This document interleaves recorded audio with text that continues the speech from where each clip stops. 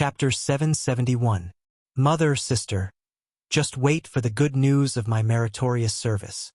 Batu encouraged himself in his heart and made up his mind. Then his right hand gripped his saber even tighter. Very quickly, the recruits of the 3 regiments knew that this was not a drill, but a real battle. The 6,000 soldiers suppressed the excitement in their hearts and turned it into motivation. Each and every one of them widened their eyes and clenched their fists. They couldn't wait for the enemy to appear in front of them and let them kill to their heart's content. Recruit 1st Regiment, come with me to get your bows and arrows. Starting from the 1st Company of the 1st Battalion, come with me. The commander's voice sounded in the silent night. Squads of soldiers followed the voice and followed the shadow to the carriage behind them. They were in charge of escorting the supplies. Not only did they have all the necessities like bows and arrows, but they also had a lot of them. The 3 new regiments began to move. Wuxia also walked to the side of his 3 battalion commanders. You guys go and prepare. We have already cleared a piece of the snow nearby and it's just enough for the cavalry to spread out. In a while, when the enemy is suppressed by the bows and arrows, you guys have to rush out when you hear the call to charge. Remember, the 6,000 recruits are watching you. Don't smear the reputation of our reinforced 2nd Regiment.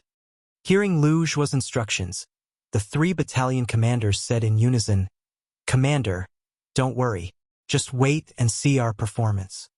From the moment they received the news of the enemy's attack to the time they prepared for battle, Wuxia and his 3 battalion commanders didn't show any signs of panic. Everything was just as Yang Chundong had said. They had to maintain a fighting spirit at all times. Only then could they face the battle calmly and without panic. The mercenary camp was ready to face the enemy. Not far away, after a quarter of an hour, Bai La finally appeared with his 5,000 cavalrymen. If they had abandoned their horses, they would have saved more than half of the time. This way, the mercenaries wouldn't have time to gather and prepare. Unfortunately, Bai La missed the golden opportunity to attack. Now that he appeared, he had already become a live target.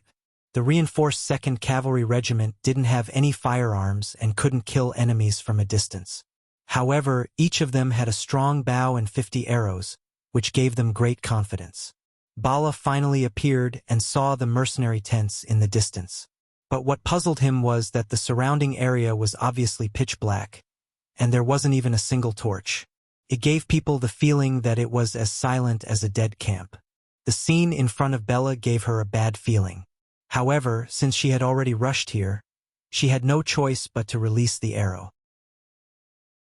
He could even feel that there were pairs of eyes staring at him from the darkness, but he still gave the order for the entire army to charge. Everyone, abandon your horses and charge forward as infantry. It's time to defeat the mercenaries and spread the fame of our Tatar cavalry. Let's kill them together. Holding his saber high in the air and a small wooden round shield in his left hand, Bora gave the order for the army to charge. Kill! Under the command of their commander, the 5,000 Tatar soldiers roared and charged forward like a tide. In the darkness, the black color was like water, giving off a majestic and boundless aura. The mercenary tents were dark and silent. Under Wuxia's command, all the torches were extinguished. After waiting for a few minutes, everyone's vision returned to normal and they could clearly see the enemies in the distance. When they saw that there were so many enemies that it was as if there was no end to them, many of the recruits began to break out in cold sweat from their foreheads, bodies, and palms. Although their usual training was based on actual combat, and in the short 2 months of recruit training, they had carried out several military exercises, but exercises were still exercises and couldn't be treated as real. This time, they were facing real enemies. If they weren't careful, they might lose their lives here. People would die in war. Everyone understood this principle. The only difference was who would be the one to die. Calm down. Calm down. Take a deep breath. Think of our family members who are waiting for good news. Think of the beautiful future. Look at the target, adjust your breathing, and prepare to release the arrows. Mixed in with the recruits, there were many veteran squad leaders and vice squad leaders. They felt the changes in the recruits and constantly spoke words of encouragement. Voices sounded one after another. causing the originally nervous and restless recruit camp to become much quieter. At this time, the Tatar soldiers had already rushed to a position 80 meters in front of the camp. They had already entered the range of the bows and arrows. "Release the arrows!" A loud shout suddenly sounded. It was the voice of the 1st Regiment leader of the recruits. The 2nd Regiment leader and the 3rd Regiment leader of the recruits responded in unison. Out of instinct, as soon as the voice fell, countless arrows broke through the air and shot towards the Tatar soldiers. Ding ding dang dang, dang dang ding ding. The sound of arrows breaking through the air, falling to the ground, and colliding with shields and weapons rang out one after another. It was very lively. A wave of 6,000 arrows was shot out and collided with the Tatar soldiers. For a moment, countless black figures fell to the ground. At least 300 people suffered different degrees of arrow injuries. The effect is not bad. Again, release the arrows. Seeing that 6,000 arrows were shot out, but only 300 of them were killed or injured, the new recruit commander couldn't help but sigh in his heart. Recruits were still recruits after all. They were still too nervous, so much so that most of them didn't perform to their full potential. Voices of encouragement rang out. Compared to before, some of the recruits had already begun to adapt. When they took out their bows from their quivers, their hands were no longer trembling like before. Their gazes had also become much calmer at this moment. "Haha! Did you see that? Recruits are still recruits. Even this can't hurt us. What are you afraid of? Let's kill together." Bai La was protected by a group of bodyguards. When the arrows came from afar, if it wasn't a shield in front of him, then it was a meat shield. After a wave of arrows, not only was he not injured, but even the bodyguards protecting him were not injured. This result naturally made him overjoyed. In an instant, his self-confidence exploded. He shouted loudly to encourage the soldiers below. At the same time, he increased the pace and speed of the charge. It was true that the opponents were recruits, and most of them hadn't gone to the battlefield. However, don't forget that they had trained in the mercenary camp for 2 months. Originally, they were selected from more than 10,000 young adults. Originally, they had a good foundation. In addition to the hard training, their strength had undergone a qualitative change in a very short period of time. The first wave of arrows didn't perform well because it was the first time and they were too nervous. However, when they let go of their nervousness and picked up their bows, many of the soldiers had already entered a state of mind. They had one eye open and the other closed as they aimed at the target. After adjusting their breathing, the arrows were released and flew out like meteors. Once they entered a state of mind, the advantage of the arrows began to show. Even if only 1/6 of the 6,000 soldiers hit the target, the result was still very frightening. When the arrows fell into the Tatar army, the result was that more and more soldiers were hit by the arrows and fell on the path of the charge. Good shot. Seeing the enemy falling to the ground one by one and only less than 6 out of 10 were able to reach the front, the commander Lu Zhuo laughed loudly. "Come, blow the horn of charge. It's time for us to counterattack." Toot toot toot toot toot, toot toot toot toot toot. The loud and clear horn of charge had been blown. Along with this exciting sound, thousands of warhorses suddenly rushed out from the left and right sides of the battlefield. The warhorses galloped at high speed in the heavy snow, bringing up white snowflakes one after another. Correspondingly, there was dark red blood mixed with the white snow. The snow around the camp had already been cleared. The heavy snow had just covered the ground, and it couldn't stop the warhorses from galloping wildly in this area. Under the high-speed charge of the warhorses, when the sabers fell from the sky, countless heads flew up from the ground, and countless blood splattered across the ground. The accuracy of the arrows had increased, and there was also the fierce attack of the warhorses. At this moment, the Tatar army had a feeling of being beaten silly. How did the arrows that were just for show become so accurate? Why did the frequency of the arrows become faster and faster? Why could the enemy cavalry gallop freely on the ground covered in heavy snow? Why? There were too many whys, but no one would answer them now. There were only the screams and cries of their companions for help. "General, let's retreat. We have already lost 40% of our combat strength. If we don't retreat now, I'm afraid we won't be able to retreat.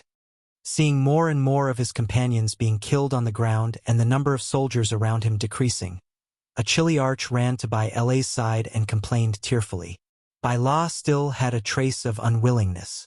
He hadn't really fought with the enemy's recruits yet.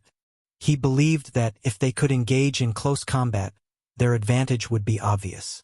This was also the main reason why he dared to bring 5,000 soldiers to fight against the 8,000 mercenaries. However, the situation on the battlefield didn't allow him to do so, because if the battle continued, he was afraid that it would be like what the chilly arch said. He would have no chance of escaping. At that time, even if he severely injured the mercenaries, what could he do? Clenching his teeth, his face was filled with unwillingness. After changing his mind several times, Bai La finally gritted his teeth and gave the order, "Retreat! Retreat as you fight. If the enemy dares to charge over, counterattack with all your strength when the snow is thick." Chapter 772. The Tatar army retreated.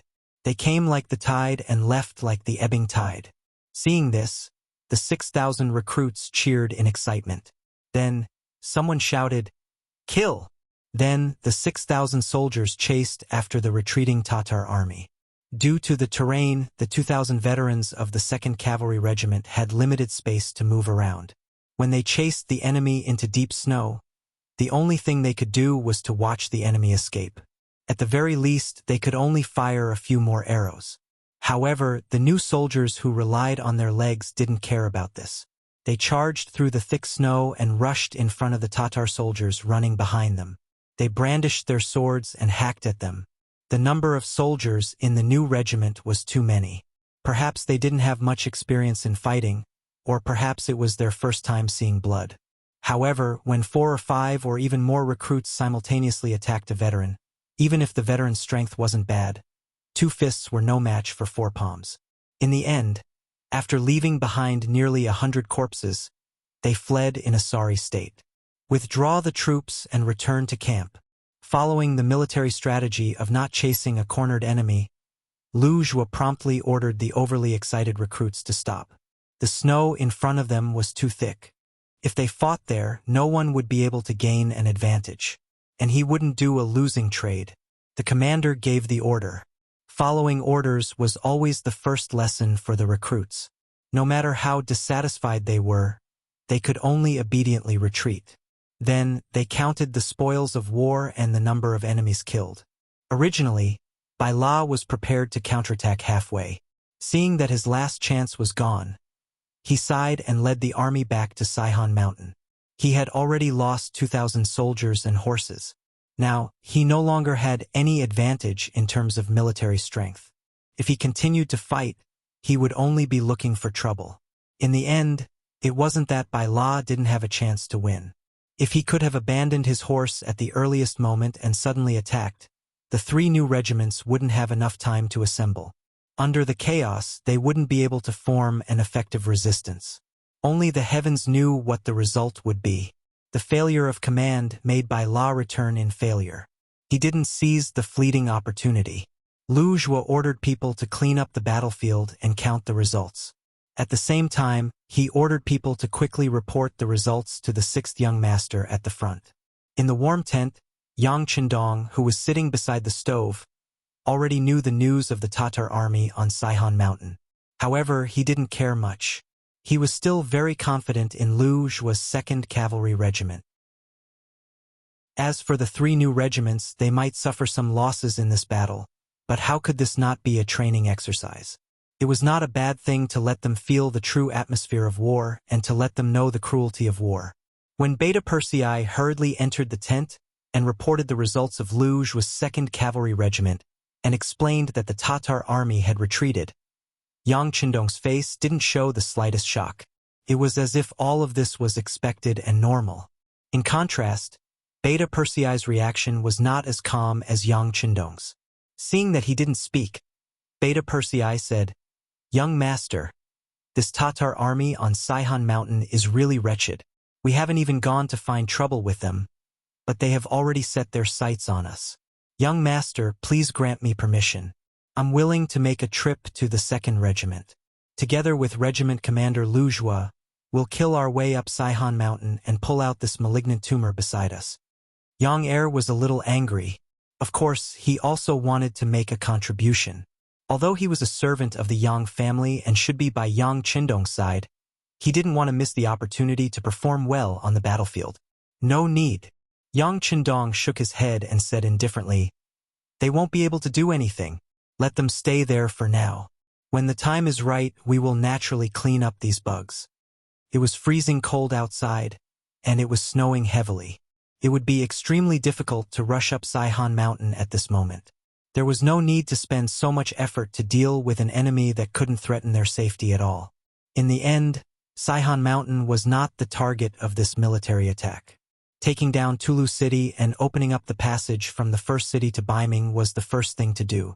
With Yang Qindong's personality, once he set a goal, he would definitely achieve it. Everything else had to give way to him. Since Yang Qindong said that there was no need, Beta Persei knew that it was meaningless to fight for it. He nodded and said, "Young master, Tiger Man sent a message saying that they are ready to attack the city tomorrow. Do you have any other orders?" "Just follow the plan. I don't have any special orders." Yang Qindong shook his head again. Before leaving, he had talked to Tiger Man about what to do. This person had been with him for a long time and knew best in his heart what to do. Tiger Man really knew what Yang Qindong was thinking. If it weren't for the special geographical location of Tulu City, with just the 10,000 Tatar army, they wouldn't be able to withstand the pressure of the army. What Yang Qindong wanted was a safe passage. That being the case, Tulu City must be taken down. Not only that, but the damage must not be too serious.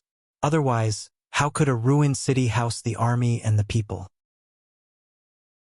In this world of ice and snow, even if they wanted to rebuild the city, the conditions were not enough. So after setting up the camp, Tiger Man called Su He and the other generals to express his intentions. "Tomorrow, when we attack the city, we will try to deal with the enemy outside the city. Even if we kill our way into the city, as long as they are not rebels, don't kill them easily. We have to try our best to maintain the good nature of Tulu City. What we need is a city where people can live and garrison. This is the 6th young master's intention. Does everyone understand?" When they heard that it was Yang Qindong's intention, the expressions of the officers, who had not taken it seriously, immediately became serious. They all nodded, indicating that they would abide by the military order and try their best not to destroy the city and not to kill indiscriminately in the city. In the camp, the 10,000 mercenaries had a good night's rest. When the sun rose the next morning, smoke rose in spirals. From afar, it looked like fog, like a paradise on earth. On the walls of Tulu City, Mu Gulong looked at all this and sighed. "What will come will come. Since that's the case, let me go out of the city and see how powerful they are." "General, be careful." Deputy General Shibi wanted to persuade him to defend the city with him, but when he thought about how cavalry could only be effective on the open ground, he suppressed the words in his heart. "Haha, it's fine. People will die eventually.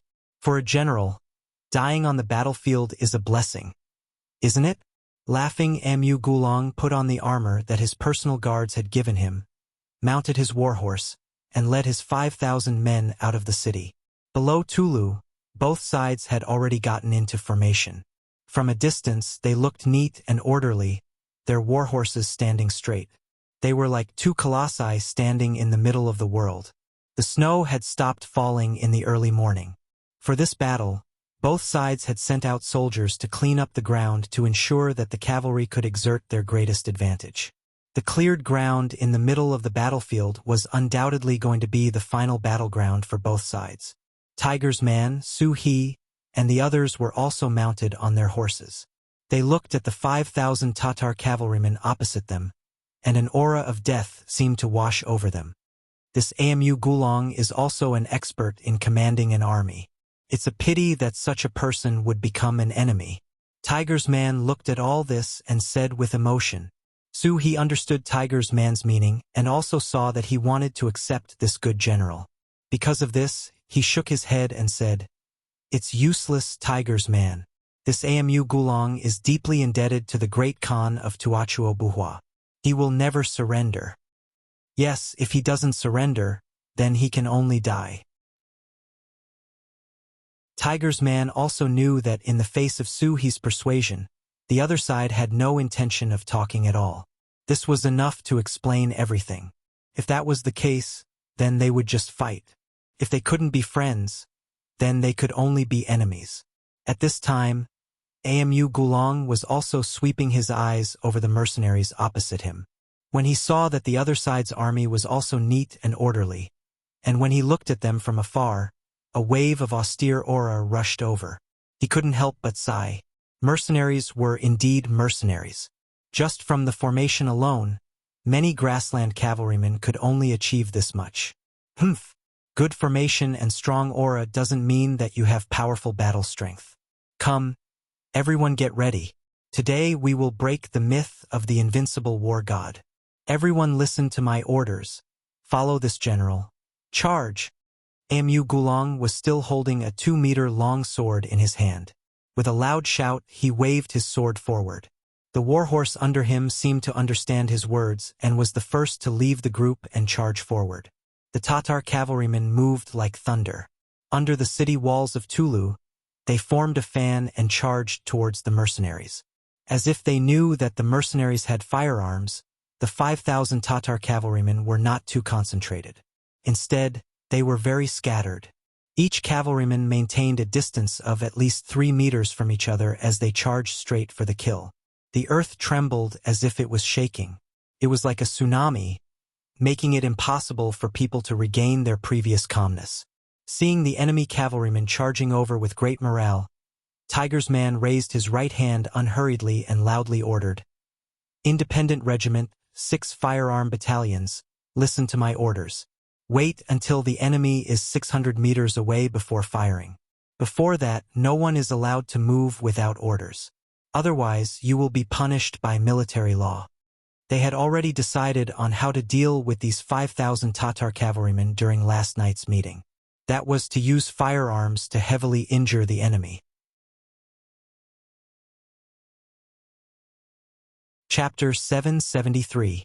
Although it wasn't difficult for the Independent Regiment and the Tatar Cavalry Regiment to deal with 5,000 Tatar cavalry, Tiger's man still made the decision to use firearms to defeat the enemy. He quoted Yang Qindong's words, "Since we can pay a smaller price, there is no need to make the soldiers suffer."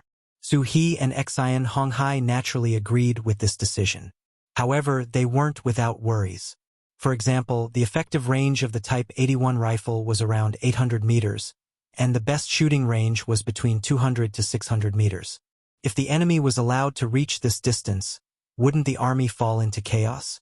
After all, if one side's morale was high and the other side didn't move, it would be a test of the people's will. If things went wrong, the army's morale might collapse. If that happened, the enemy would take advantage of the situation and kill them. The result would be unimaginable. Tiger's man only smiled at this concern. "You must have confidence in our soldiers. Speaking of which, isn't this a test? If they can't even withstand this little test, then they don't deserve to be a part of the mercenary army. They can't be called elites." Tiger's man made the final decision under his insistence. Now that the enemy was getting closer and closer, whether it was Su He or Xian Honghai, they all showed a trace of worry on their faces. They even observed the reactions and emotions of the surrounding soldiers more than once, afraid that some of them would be frightened by the aura and turn around to escape. The enemy was charging with full force and killing intent, but they had to stay in place and wait. This was indeed a test. Especially when the enemy was getting closer and closer, the neighing of the warhorses became clearer and clearer. Many of the warriors who were waiting on the spot revealed anxious expressions. Some of the warhorses even began to snort uneasily, lightly lifting their hooves and pacing around on the spot. Perhaps these warhorses were reminding their masters that it was time for them to charge as well. Anxiety could be seen on everyone's face. Some of the soldiers who weren't mentally strong turned pale, but fortunately, there weren't any deserters.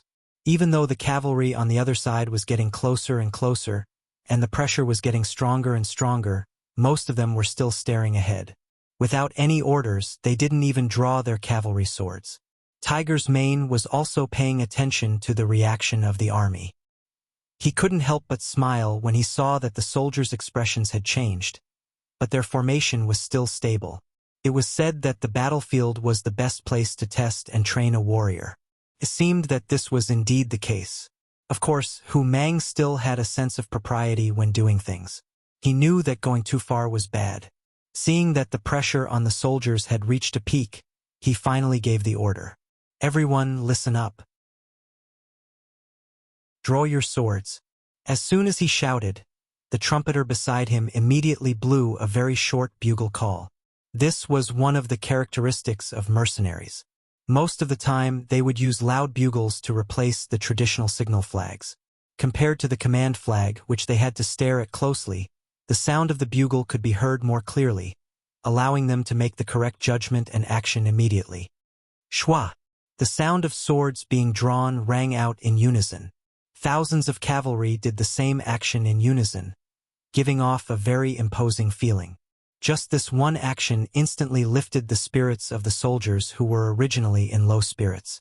At this moment, the Tatar cavalry on the other side was already 800 meters away, and they were still charging forward. Amu Gulong, who was charging in the middle of the troops, was flushed red with excitement. He originally thought that he would definitely lose this battle because he didn't have enough troops. In fact, he came this time with the mentality of facing death with equanimity. The only difference was that he wanted to see how many enemies he could kill in the end. However, he never thought that the mercenaries would be so careless and allow him to bring his troops closer. Could it be that the commander of the enemy didn't know that in order for the cavalry to display their strength, they had to constantly charge and increase their speed, relying on the advantage of speed to increase the power of their swords? Amu Gulong cursed the idiocy of the enemy commander in his heart. He became more and more excited as he saw the hope of victory. He believed that as long as he charged forward, once he entered the camp of the mercenaries, even if the enemy had guns, they wouldn't be able to do anything to him. Perhaps he would really become the first grassland army to defeat the mercenaries. Amu Gulong was very happy, and the cavalry following him were also very excited. They urged their horses to charge forward with all their might, increasing their speed to the maximum. They wanted to charge into the camp of the unprepared mercenaries, and then inflict heavy damage to them to obtain the final victory. Their speed was increased to the maximum, and the distance of 200 meters was covered in a flash. When the distance between the two sides reached 600 meters, Tiger's Man's eyes narrowed, and he loudly gave the order to open fire. The sound of the bugle call to open fire broke the silence of the battlefield once again. The 6 battalions of independent soldiers holding the Type 81 rifles rode on their horses, holding their guns. They had already adjusted their breathing, and even aimed at the enemy. Their right index finger moved, and the scene of 10,000 guns being fired at the same time appeared. Bang, bang, bang, bang. The sound of gunfire was loud, and the golden bullets flew toward the Tatar cavalry. Both sides collided on their respective paths, causing flowers to bloom and blood to splatter. When the bullets entered the human body under the powerful force, some of the bullets directly sank into the human body, causing damage to the tissues. Some of the bullets simply rushed out and entered the body of the second cavalryman behind, causing continuous damage. The sudden sound of gunfire had already made Amu Gulong cry out in his heart. However, he didn't know much about the new continuous fire guns, so he thought that the mercenaries opposite him were like the Great Ming Dynasty's Divine Arms Battalion, and that their guns could only shoot up to 100 meters away. The reason why the enemy opened fire now was just to create a kind of momentum and put a huge psychological pressure on his soldiers. It was precisely because he didn't think much of it that when he heard the gunfire, Amu Gulong immediately shouted to the cavalryman beside him, "Everyone, don't panic. Their guns can't shoot that far. They are just trying to scare." Ugh! Before he could finish his sentence, or rather, he was only halfway through when the scene in front of him shocked him. He realized that many of his soldiers had fallen off their horses at this moment. Although some of them didn't fall off their horses, their bodies were already covered in blood, and more blood was flowing out. In the end, they lay on their horses, fainting from excessive blood loss or dying from blood loss. Open fire! Tiger's man was relieved when he saw that the first wave of enemies from afar had suffered countless casualties. At this time, if he led the army to counterattack, victory was already in his grasp. However, since he still had cannons in his hands, he naturally had to make good use of them. The sixth young master had said that wasting resources was an extremely shameful thing. A new military order was issued, and the loud bugle sounded again. The two 100mm sniper cannons at the rear that could shoot thousands of meters away were immediately loaded with shells. 2 seconds later, they flew out of the barrels and landed at the coordinates that had been adjusted long ago. Boom! Boom! Two deafening sounds that could even shatter one's eardrums rang out and landed in the central area of the Tatar cavalrymen. Caught off guard, the cavalrymen in that area were blown off their horses, and they were dizzy from the bombardment. Especially at the place where the shells landed, a few unlucky cavalrymen didn't even have a corpse left. It was as if they had suddenly disappeared from the world. If the gunshots were just an appetizer that greatly hindered the Tatar cavalrymen's forward momentum, then the sudden appearance of the artillery was like a hammer that heavily smashed people's hearts, causing an unprecedented panic. Blow the bugle call, charge! Seeing that the enemy's formation was in chaos, and many cavalrymen were even circling around in place, not knowing where was safe, Tiger's man knew that the opportunity to launch the attack had come. Immediately, he shouted loudly. When the loud bugle call resounded in front of the vast land, countless mercenary cavalrymen began to charge forward. They shouted loudly and released the unhappiness in their hearts just now. They waved their sabers and directly rushed towards the Tatar cavalrymen's formation that was already in chaos. At the rear of the Tatar cavalrymen, the two cannons extended in the direction of attack, and the two shells landed here, making the cavalrymen who were walking at the back feel the threat. The two cannons caused at least 100 casualties. The Tatar cavalrymen had never seen such powerful weapons before, so they scattered and fled. They didn't dare to gather together and slowly advance like before. The rear army was in chaos, and the middle army was also in chaos. This bad sign started to spread to the entire battlefield. Without the support of the middle army and the rear army, Amu Gulong, who was in the front army, seemed to have become a lone army. Looking at the less than 500 cavalrymen around him and the countless mercenary cavalrymen rushing toward him, he was like a fugitive who had walked into a dead end. There was no door to heaven. "General, what should we do?" Seeing that the middle of the army and the front of the army had already lost contact, a guard beside Amu Gulong anxiously asked. At this moment, Amu Gulong's face revealed a firm expression. He gritted his teeth and made the final decision of his life. Kill with me, fight with them. At this time, Amu Gulong made the decision to repay the kindness with his life. Based on the care that the Great Khan had given him in the past, he couldn't choose to surrender to the mercenaries like the others. Since that was the case, he could only fight with his life on the line. Chapter 774. Kill! After making his decision, Amu Gulong was the first to whip his horse and charge towards the countless mercenaries. Beside him, the 500 Tatar cavalrymen seemed to have been influenced by him and charged forward with a loud roar. "General Su He, I'll leave this place to your Tatar cavalry. Soldiers of the independent regiment, follow me and charge from both sides." Tiger's mane saw through Amu Gulong's intentions with a single glance. Since the other party wanted to die for a righteous cause, then he would fulfill his wish. How could Tiger's mane pay too much attention to an enemy general who wouldn't surrender? After shouting at Su He and Vice Commander Xian Honghai led their troops from the left and right, leaping over Amu Gulong's 500 cavalrymen and charging forward. Amu Gulong also didn't have any thoughts of stopping Tiger's mane. He had already seen Su He coming from the front and knew that this was his opponent. He immediately brandished his long sword and charged forward. Both sides didn't have any intention of retreating. Like two high-speed mad bulls, they collided with each other in the next moment. Then the cavalrymen intertwined with each other and the sound of weapons clashing could be heard.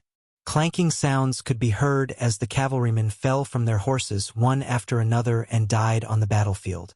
After a charge, when both sides turned their horses around, they saw the corpses of more than 200 cavalrymen on the battlefield.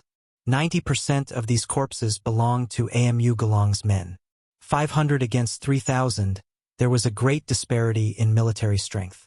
In addition, the sabers in the hands of the Tatar cavalry were very sharp. Once Amu Gulong's men clashed with them, the sabers would often break after 5 or 6 strikes. At that time, they would only be at the mercy of the enemy. In just one clash, they had lost more than 200 soldiers. Nearly half of their forces had been lost. Aghast could be seen in Amu Gulong's eyes. But then his face turned red and he shouted again, "Follow me and kill!" The second clash began. Sabers were waved, shouting, and war horses neighed. There were 3,000 people on one side and 200 on the other. Once again they clashed. Amu Gulong brandished his 3-meter-long blade, continuously slashing about. He had exchanged blows with at least 7 mercenaries, killing 2 of them on their horses. However, he was also tired to the point where he was gasping for breath. When he turned around to look at his horse again, he saw another 200 or so corpses on the battlefield. Most of them were still his subordinates. "General, I'm afraid we can't hold on any longer." It was still the same bodyguard. He seemed to be quite lucky to have held on until now. However, the others were not so lucky. There were originally 500 cavalrymen, but now there were only about 50 left. Not only that, but most of them were also injured. Even without the soldiers' reminder, Amu Gulong could see that the situation was very unfavorable.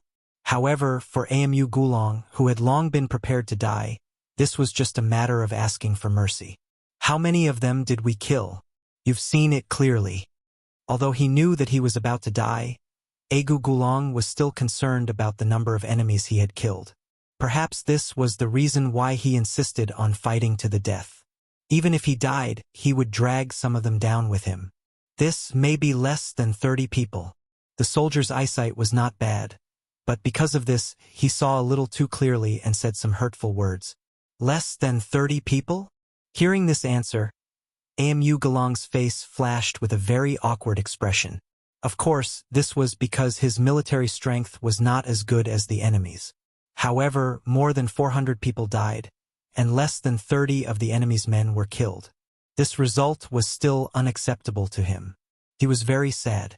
Could it be that this was the price he had to pay in exchange for his blood? Were the mercenaries really so powerful? Amu Gulong could be considered a general.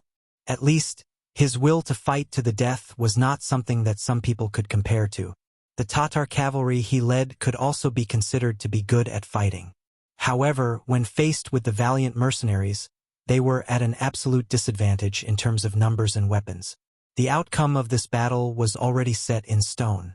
Su He originally had the talent of a general. Otherwise, Yang Qindong would not have spent so much effort to recruit him. In addition, the Tatar cavalry he led were the most elite forces in Agu Dorji's hands. Recently, they were equipped with the new sabers. It could be said that they were like a tiger that had grown wings. Moreover, during this period of time, they ate well, and the intensity of their training was several times stronger than before. Their strength was also many times stronger than before. Under such conditions, how could they be defeated? Even if nearly 30 people were killed or injured, this was because Amu Gulong and his soldiers were good at martial arts. Otherwise, the price of nearly 30 people would not have been paid. Amu Gulong's heart was sad, but he did not have time to think too much. On the opposite side, Su He had once again led the army to kill them. As if he knew that Amu Gulong was not willing to die, he did not even have the intention to persuade him. Kill! Although there were only 50 brothers left, Amu Gulong still did not have the intention to retreat. After a loud shout, he once again waved the 3-meter-long saber and rushed forward. This time, his target was Su He. Generals against generals, this was a kind of challenge, but also a kind of determination. It showed that Amu Gulong had given up on the road of survival and was determined to severely injure Su He before he died. After all, Su He was Agu Dorji's most trusted general. His status was far higher than Amu Gulong's. Even in terms of personal strength, Suhi was much stronger than Amu Dorji. He knew that the opponent was stronger, but he still wanted to challenge. This kind of courage had already explained everything. Leave this person to me. You guys go and deal with the others. Suhi also saw Amu Galong's determination to fight to the death. He immediately decided to help him. He glanced at Gushan and the others who were protecting him. Gushan and the others had to obey the general's order. After a sound of agreement, they rushed to the other enemies. For a time, the battlefield became a vacuum. Suhi stood with his saber, waiting for Amu Gulong to approach. In the distance, a man and a horse were approaching quickly. The 3-meter-long broadsword had already been raised. When they were 3 meters away from Suhi, the broadsword fell from the air and pressed down with the whistling sound of the wind. Clenching the saber in his right hand, Suhi stared at Amu Galong's every move. When the saber fell, he moved sideways and raised his saber to cut it. Under the powerful arm, the collision of the two weapons caused a spark. Under the huge force, the saber was indeed crooked. Under the collision of the saber, it almost fell out of his hand. Forcibly holding the 3-meter-long saber, Amu Galong's face showed a shocked expression. He had long heard that Suhi was an all-rounder. Before, he didn't take it seriously. It wasn't until he really fought with him that he realized that a famous general was indeed a famous general. Sure enough, he wasn't so easy to deal with. The saber fell and also narrowed the distance between the two sides. At this moment, the advantage of the saber was revealed. As the saying goes, an inch shorter is an inch more dangerous. At close range, the horse-chopping blade that was only a meter long was able to fully display its agility. Under the incessant chopping from top to bottom, it caused Amu Galangti's mind to be thrown into disarray. Numerous wounds appeared on his body. If it was someone else who was cut by the sharp saber, they would have fallen off the horse and been defeated. But Amu Gulong was determined to die. He was completely relying on his spirit to make a final resistance. He had already ignored the wounds on his body. He thought that if he could kill Suhi, even if he died, it would be worth it. In Suhi's eyes, Amu Galong's unwillingness to fight to the death made him reveal a look of admiration. But this was a battlefield, not making friends. Although he was shocked by the opponent's determination to fight to the death, Suhi's hands didn't stop. Not only did he wave the saber forward, he also found an opportunity to grab the back of the saber and held it in his hand.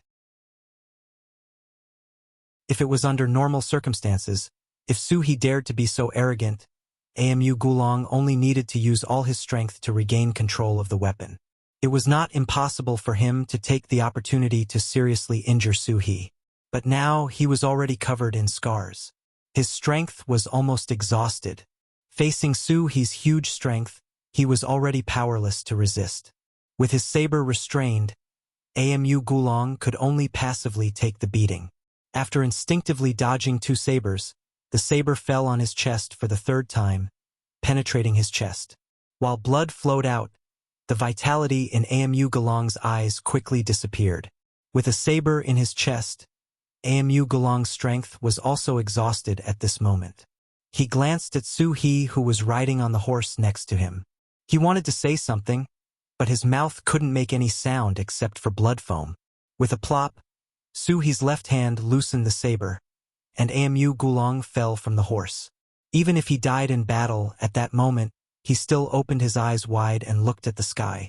It seemed that he still wanted to say, "Great Khan, I didn't let you down. I fought until the last drop of blood." Amu Gulong died in battle.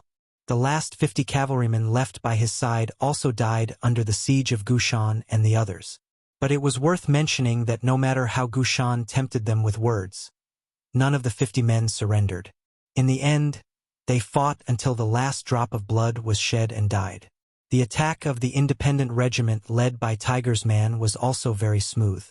First, they launched a surprise attack with the muskets, which destroyed the enemy's morale and killed nearly 1,000 cavalrymen. Then the mortars showed their prowess. The chaotic bombardment disrupted the enemy's formation and dealt them a heavy psychological blow. When the independent regiment came, it was like the last straw that broke the camel's back. The Tatar cavalrymen, whose morale had fallen to the bottom, became a turtle in a jar, a fish in a net. Those who surrender can live. Those who resist will be killed. Tiger's man shouted, and the soldiers of the independent regiment also shouted.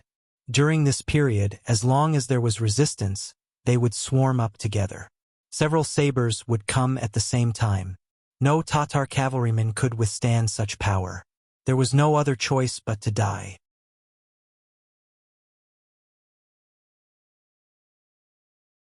Chapter 775. I surrender.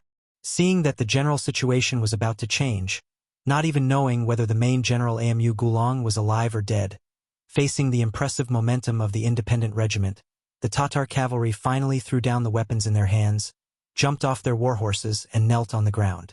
Under the pressure, more and more people chose to surrender. They weren't like Amu Gulong, who had received favors from the Great Khan. They joined the army just to make a living. Besides, didn't they see that there were also Tatar cavalry among the mercenaries? Didn't they also surrender? Since there was a precedent, when it came to surrendering, no one seemed to be so resistant. Of the 5,000 Tatar cavalry, 2,000 were killed, and 3,000 surrendered. Tiger's man Suhi's troops only lost less than 150 people, not even a tenth of the enemy's. This was definitely a great victory. Come, take the captives away. Watch them carefully, but don't abuse them. Everyone else, push the cannons up and prepare to attack the city. After dealing with the 5,000 enemy cavalry, Tiger's man's gaze fell on the city of Tulu. He had given the young master a military order yesterday, saying that he would definitely take down the city today. He couldn't go back on his word. For others, it was undoubtedly difficult to take down a city in one day, or even impossible. However, for Tiger's man who had cannons and muskets, this was nothing. Below the city walls of Tulu, Shibi saw everything that happened below. Especially when he saw Amu Gulong die on the battlefield. His eyes quickly became moist. Speaking of which, Shibi was a chess piece that the Great Khan had placed beside Amu Gulong to monitor him. In other words, from a certain point of view, they weren't trusted. It was just that he could see that Amu Gulong didn't want to believe it. In the end, it was the so-called art of balance, which was why the relationship between the two wasn't very good. But no matter what, they had worked together for a while. Seeing Amu Gulong die in front of him, he more or less felt sad. General Amu Gulong, with your death, my mission is complete. Next, I will do my best to defend the city. But he didn't continue because he had already made up his mind. But he still wanted to see the true strength of the mercenaries. He looked at the Tatar soldiers on the city walls and shouted, "Everyone, prepare your bows and arrows. Once the enemy gets close to the city, shoot them back." Using bows and arrows to defend a city was the most commonly used method of defending a city. If it was summer, they would also get some kerosene and catapults, which would greatly increase their defensive capabilities. The archery ability of the Tatar soldiers was still very strong. At the very least, their accuracy was much higher than the Ming Dynasty army. This was related to the environment they grew up in. Horses and bows were always indispensable. However, when facing mercenaries with firearms, everything was a different story. Send someone to tell them to open the city and surrender. Then we won't hurt the soldiers and civilians in the city. Otherwise, don't blame us for being rude. Tiger's mane looked at the Tatar soldiers on the city walls with a pair of binoculars and said with a snort of contempt, "I'll do it." Vice Commander Xian Honghai took the initiative to accept the task. He took a self-made iron horn and rode out alone. When he was 150 meters away from the city walls, he suddenly stopped, and then his loud voice had a chance to show off. "Soldiers on the city walls, listen up!" As Xian Honghai shouted, the expressions of the Tatar soldiers on the city walls changed again and again. At this time, many of them couldn't help but look at General Shibi. Obviously, they all knew that if General Amu Gulong's 5,000 cavalrymen were defeated, their 5,000 infantrymen without war horses would not be able to resist at all. If they continued to fight, they would die. If they surrendered, they might find a way to survive. How could Shibi not see the thoughts of the soldiers on the city walls? But if he didn't even fight, he would be letting down the dead Amu Gulong. So he said loudly, Brothers, I know what you're thinking. But after all, this is a siege, not a cavalry charge. I think we still have the strength to defend the city. If we can't win, it's not too late to surrender. I think you all still like the feeling of freedom. Shibi's understanding of the people's hearts was immediately met with a wave of support from the soldiers. At this moment, the Tatar soldiers standing on the battlements stared at the mercenaries on the city walls. It was as if they were saying, "If you want to come, we'll serve you with bows and arrows." Xian Honghai shouted a few times but didn't hear any response. He patted his horse and returned to Tiger's Mane's side. He spread out his hands and said, "Tiger's Mane, they won't surrender. Haha, if they don't surrender, then we'll make them surrender.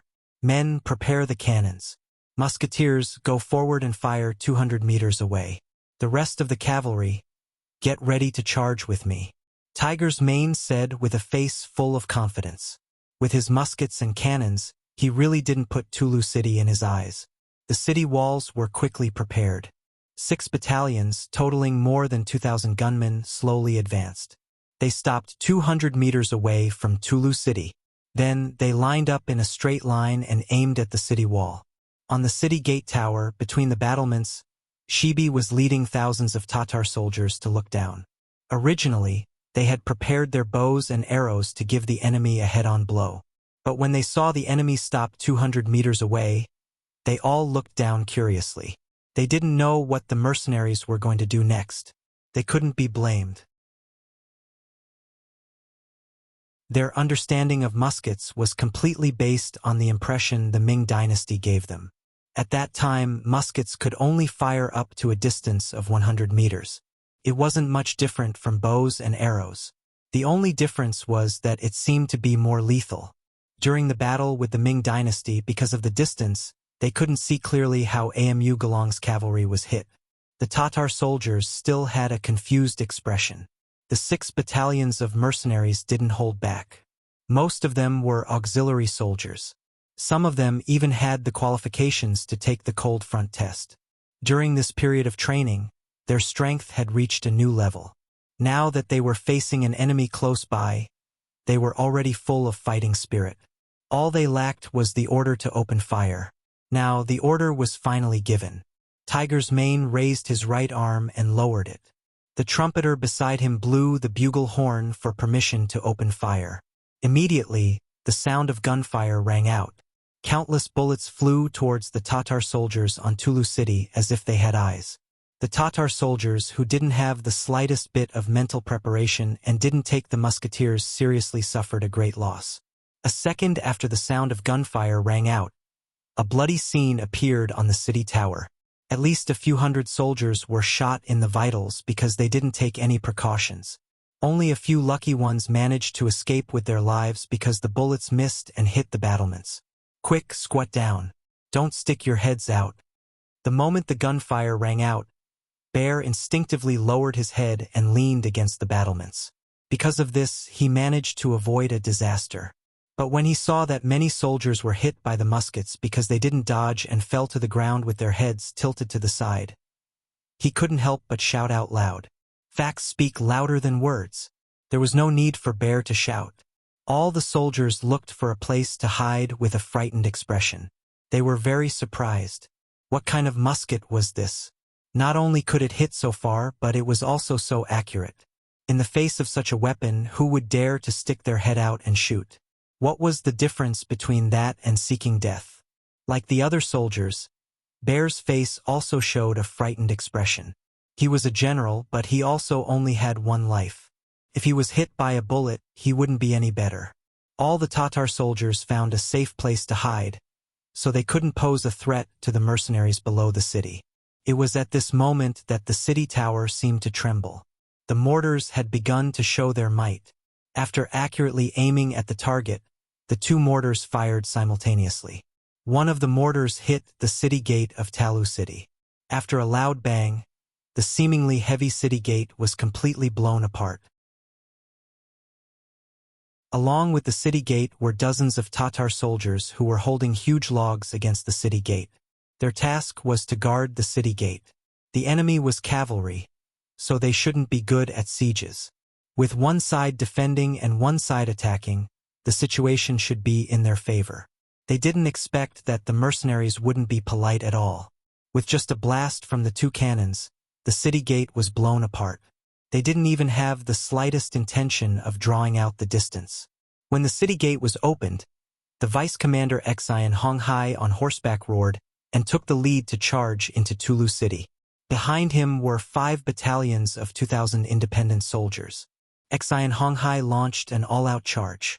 The commander of the Tatar cavalry regiment, Su He, also didn't want to be outdone. With a shout, he also led his troops to follow. While charging, he suppressed the shock in his heart. Heavens! The power of the mercenaries' cannons was too great. With such heavy weapons, what kind of city couldn't they take down? What kind of enemy could stop them?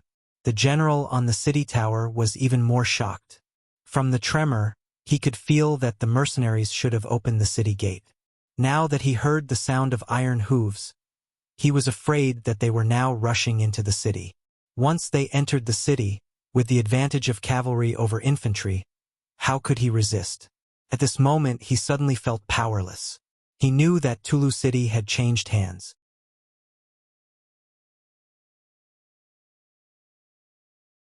Chapter 776. General, the cavalry used the cannons to blast open the city gates. They are now charging into the city. Our soldiers can't stop them at all. A chilly arch frantically crawled over to Shibi, who was still hiding behind a battlement, and spoke with an urgent expression. Can't stop them? Shibi seemed to be talking to himself. Yes, we can't stop them. Many of the soldiers below the city had already surrendered. Actually, we can't blame them. The difference in strength between the two sides is too great. Plus, our brothers haven't had a full meal for a long time. We even killed more than half of our war horses. We don't have enough strength to continue fighting with them. The chilly arch explained to the soldiers below. After Tuachua Buhua was ambushed by Yeshen and his brother Agar Dorje, he retreated under the protection of his loyal general. From that moment on, the 10,000 Tatar soldiers guarding the city of Tulu no longer had any supplies. As a rootless tree, in order to save themselves, they first launched an attack on the northern Ming territory by raiding grain and grass. However, not only did they not manage to steal much, they were also surrounded by the cavalry sent out by the northern Ming's Wanquan department. If it weren't for the Tatar cavalry's bravery, they would have suffered a great loss. Since Baiming's side didn't gain any benefits, they could only target the grasslands and rob some of the herdsmen. However, this kind of behavior quickly forced the people of the grassland nearby to flee even further away. When the food in the city became less and less, Amu Gulong had no choice but to order the slaughter of the horses. This was also the reason why there were 10,000 Tatar soldiers but only 5,000 cavalry. Half of the missing horses were eaten by the Tatar soldiers themselves. They knew their own situation best. If the mercenaries were ordinary, the Tatar soldiers might be able to muster up the courage to fight and maybe even steal some food from them. But now, facing the mercenaries who were clearly stronger than them, they would die if they continued to resist. Knowing this, it wasn't a big deal that some soldiers chose to surrender. Since the soldiers below the city have surrendered, let's surrender too. Tell the brothers to stop resisting and surrender. Shibi let out a long sigh as if he had made a very difficult decision. After saying these words, his whole body relaxed. It was as if from this moment on, he had put down a heavy burden on his body. White flags were suddenly hung on the city walls of Tulu City. Under the sunlight, they looked pale and powerless. When Tiger's Mane saw this scene, he laughed loudly. Haha, the Tatar soldiers have surrendered. Enter the city. The mercenaries entered the city more than 2 hours earlier than planned. Tiger's Mane's original plan didn't fully unfolded. This made him full of disdain for the 5,000 Tatar soldiers guarding the city. The way he saw it, even with the advantage of the city, the resistance was so weak. The general guarding the city was too incompetent. However, all of this changed because of what he saw after entering the city. When Tiger's Mane entered the city, Su He and Xian Honghai had already completely controlled the situation here. Even Shibi and the others were brought down from the city tower. They knelt on the ground and waited for Tiger's Mane to inspect and inspect. Riding a tall horse into the city, Tiger's Mane originally wanted to ridicule the enemy's general and suppress the enemy's morale. But when his eyes fell on Shibi and the soldiers beside him, he was surprised to find that they didn't look like an army. They didn't look like the valiant and mighty grassland warriors at all. Each of them looked sallow and emaciated. Their clothes looked so big on their bodies. They looked like children wearing an adult's robe. It was so inappropriate. Of course, the Tatar soldiers weren't so poor that they didn't even have clothes to wear. The reason for this was because they were malnourished for a long time. They didn't have enough food to fill their stomachs. As a result, each of them had lost a few kilograms or more. This made them look so out of place with the clothes they were wearing. Tiger's Mane rode on his horse. He opened his mouth to say something, but no words came out. Commander Su, he seemed to understand something. He rode his horse to his side and said, "Tiger's Mane, I've already asked around. These soldiers haven't eaten for a long time. They even used their horses to fill their stomachs." Speaking of this, Su, he couldn't bear to see her like this. For the grassland warriors, the war horses were their brothers. Most of the time, the horses would be there if the men were still alive, and if the men were dead, the horses would also die. If they were to use their brothers as food, one could imagine how bad the environment would be. Not to mention, horse meat was sour and didn't taste very good. If it wasn't for the fact that they had no other choice, who would make such a decision? Arrange for the food to be cooked immediately. At least let them eat their fill first. Tiger's Mane suppressed all the words he wanted to say. He finally understood why the Tatar soldiers, who always looked powerful, were so useless today. Presumably, without food, even if they were mercenaries, how much of their strength could they display? Su-he thanked Tiger's Mane on behalf of these soldiers. Hearing Tiger's Mane's order, Su-he sighed. No matter what, he was still a Tatar. He was connected to these people by blood. Of course, he didn't want to see his own people in such a pitiful state. Seeing Su-he's touched expression, Tiger's Mane chuckled. "Okay. Go and pass down my order. All right, the commoners should be starving. Pass down the order to make a portion for them. Try to let everyone eat their fill." "Yes." Su-he once again cupped his fists and thanked him. Then, as if he remembered something, he quickly saluted again and quickly rode away. Warm tears flowed out from the corners of his eyes. This time, he was really touched by Tiger's Mane's actions. The news of the victory reached Yang Chendong, who was slowly moving. Looking at the battle report, Tiger's Mane took down the entire Tulu city at the cost of less than 200 casualties and captured nearly 8,000 enemy soldiers. Yang Chendong laughed. "Not bad. Tiger's Mane did a good job. It looks like he has the talent to be a general." Seeing that Yang Chendong was in a good mood, Beta Persei quickly flattered him. "That's right, Tiger's Mane is actually very capable of leading an army. After all, he has been by the young master's side for so long." Of course, there was another subtext to this sentence, which was that he had been by the young master's side for a long time and was also a talented commander. Naturally, Beta Persei wouldn't say these words out loud. He didn't forget the choice Yang Chendong gave him. He could either go down and be a regiment commander and lead an army, or he could obediently stay by his side. At that time, he chose the latter without hesitation. Towards Yang Chendong, besides admiration, Beta Persei also felt gratitude, because without this master, he might not even know where he would be right now, or whether he was alive or dead. It was precisely because of the sixth young master that he was able to bring him such wonderful things. Now that he was about to have a woman, the gratitude in his heart grew even stronger. He would never leave Yang Chendong's side, but if there was a chance to lead an army to the battlefield, he would also yearn for it. After all, men had such primitive impulses in their bones. Yang Chendong chuckled and didn't make any comments on Beta Persei's words. Instead, he waved his hand and said, "If that's the case, speed up the march. We'll rest in Tulu City today." The distance wasn't very far to begin with. In the afternoon, Yang Chendong and more than 1,000 people arrived at the foot of the city and entered the city together with Tiger's Mane and the others who were waiting there. Along the way, Tiger's Mane also gave a simple report on the battle that had happened. Previously, the scout had already reported the situation to Yang Chendong.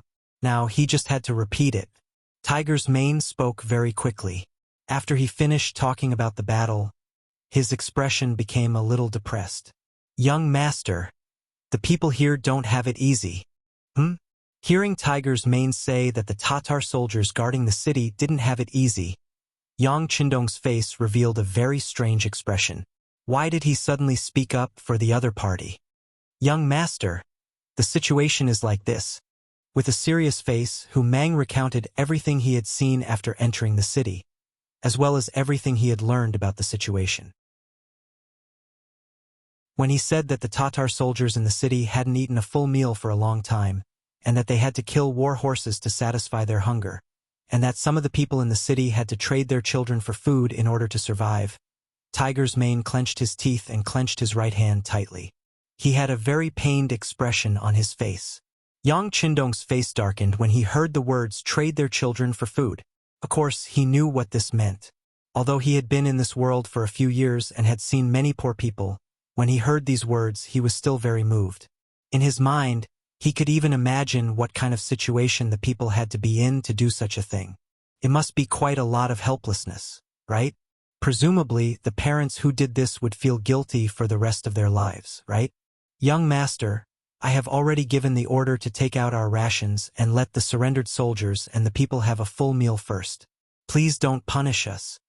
Tiger's Mane's voice sounded again, but when he said this, he already looked like he was asking for forgiveness. Speaking of which, it was reasonable to distribute the military rations to the surrendered soldiers. After all, these people might become his comrades in the future. However, distributing the rations to the people, even some women, children, and the elderly, was not something that Tiger's Mane could casually decide. Most of these people didn't have the strength to truss a chicken, so even if they had it in their hands, it wouldn't be very useful. Although the mercenaries already had 2,000 mu of greenhouses in the first city, which could solve a part of the food problem, most of the food still had to be transported by sea from Red Nest City. The manpower and material resources required were too large. Now that the military rations were distributed like this, Tiger's Mane should ask for forgiveness.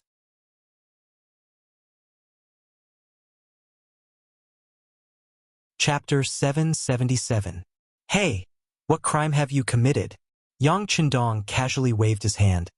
"Although we don't have the ability to let all the people in the world live a good life and eat their fill, as long as we are willing to work hard, this problem will eventually be solved. What you did was not wrong." "Thank you, young master." Tiger's Mane also knew that since he had been by Yang Chendong's side for so long, he could still make this decision. Even if he was wrong, he would not be punished too much. However, he also had to show the appropriate attitude because from a certain point of view he was a servant and Yang Chendong was the master. "Yes, not only did you not do anything wrong, but you also contributed greatly to being able to take down Tulu City at such a small price. Actually, with the current strength of the independent regiment, you already have the conditions to become a division. How about this? I will now order you to be the division commander of the independent regiment. Later, I will send a telegram to the military and political department of Chichen City to let them organize the records. You should also put in some effort and report the names of the officers under you to them." Yang Chendong said with a chuckle. Tiger's Mane was his study companion. He had been following her since she was young, so she was very familiar with his temperament. Since he had such ability to command the army, of course he would do his best to promote him. Of course, he was the only one who knew if he had any other motives for doing this. Being promoted all of a sudden, Hu Mang was still in a daze. Beta Persei, who was at the side, had already come over with a smile on his face. "Division Commander Tiger, congratulations. Remember to treat us to a meal later." Tiger's Mane only came to his senses after hearing this. While staring at Beta Persei, he also saluted Yang Chendong. "Young master, I am someone by your side. This independent regiment is only a temporary proxy. I have no intention of leaving your side, young master. Tiger's Mane was not thinking about the position of a division commander. With his status, who would dare to treat him like that even though he was the captain? Even Commander Wu Shang and Political Commissar Chun Bo of the 3rd Division of the Cold Front Division would respectfully address themselves as his subordinates whenever they met him. Since that was the case, it didn't matter whether he was a teacher or not. On the contrary, if he was forced to leave Yang Qindong because he gained a teacher, then the loss would outweigh the gain. I didn't say that I wanted you to leave. Yang Qindong tilted his head and glanced at Tiger's Mane. He chuckled and said, "Who said that you can't serve by my side after becoming a division commander? Alright, don't think too much about it. If I let you be a division commander, just do it. Otherwise, it wouldn't be right for a regiment commander to always be a senior colonel." Tiger's Mane didn't care about Yang Qindong's military rank. He only cared that the young master wouldn't let him leave his side. Therefore, when he heard this, he chuckled and revealed a face full of gratitude. "Let's go. Don't just laugh foolishly. Accompany me to take a look around the city." Yang Qindong pushed his legs and rode forward. Tiger's Mane, Beta Persei, and the others behind him also hurriedly followed and headed towards Tulu City. Tulu City was indeed terrifyingly poor. From afar, there didn't seem to be anything other than some dilapidated and dangerous houses. Speaking of which, it was just like Alakamaki before he became the first city. He was so poor that he didn't even have anything. "Young master, this place is too poor. Should we transform this into a second first city?" Tiger's Mane's emotions had stabilized, and he began to speak from a strategic point of view. "There's no hurry." Yang Qindong slowly shook his head. "How about this? Tell the people that if they don't want to stay here, they can arrange for them to live in the first city. As for this place, just leave the soldiers to guard it." Tulu City's geographical location was very important. According to Yang Qindong's previous intention, he wanted to occupy this important place and then build it into a city like the first city. But along the way, his thoughts had changed. After all, this place was too close to Baiming. 200 miles ahead was Baiming's Wanquan Department and Shen Mansion. If an accident happened, this place would become an isolated city. Not only did he need to arrange a heavy defense, but he also needed to be on guard against other people's attacks. This was not a good feeling, and it was not something Yang Qindong was happy about. Therefore, he hadn't made a final decision about the future of this city. He still needed to take a look. Since Yang Qindong said that he wasn't in a hurry, Tiger's Mane naturally wouldn't say anything. He just nodded and remained silent. In fact, in the entire Yangxia, once it was Yang Qindong's decision, it was equivalent to the final decision. No one would dare to challenge his authority. The days in winter were very short.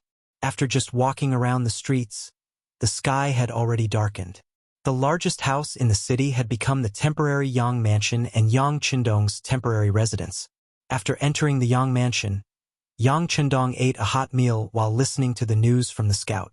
After reporting that Luge was 2nd Regiment and the 3rd Regiment of recruits had landed at the corner tonight, he raised his head and gave instructions. "Tell Commander Lu to be careful. Although the Tatar army suffered a loss last night, it doesn't mean that they won't come to cause trouble." "Yes, 6th young master." The scout received a reply, saluted and turned to leave. But as soon as he left, Tiger's Mane strode into the hall and came in front of Yang Qindong, who had already stuffed the last mouthful of rice into his mouth. "Young master, Commander Su He is here. He said that he has something to report to you. Ask him to wait in the hall." Yang Qindong took the towel from Beta Persei, wiped his hands, and nodded lightly. Tiger's Mane's previous report said that when facing the Tatar soldiers during the day, the 3,000 Tatar cavalry regiment didn't have the slightest intention of going easy.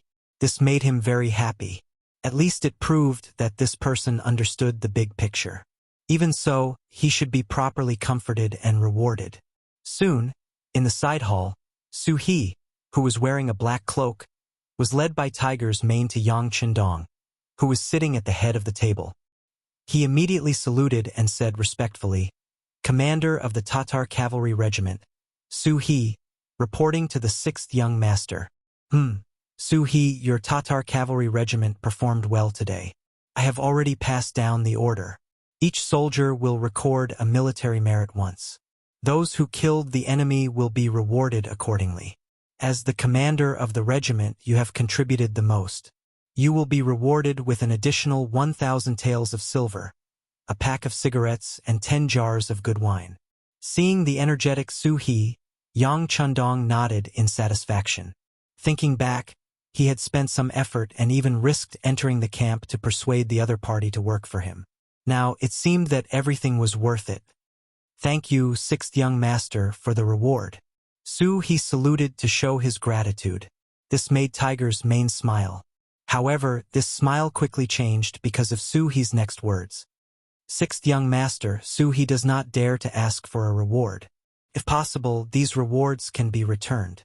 Su-He has other requests. I hope that the sixth young master can fulfill my request.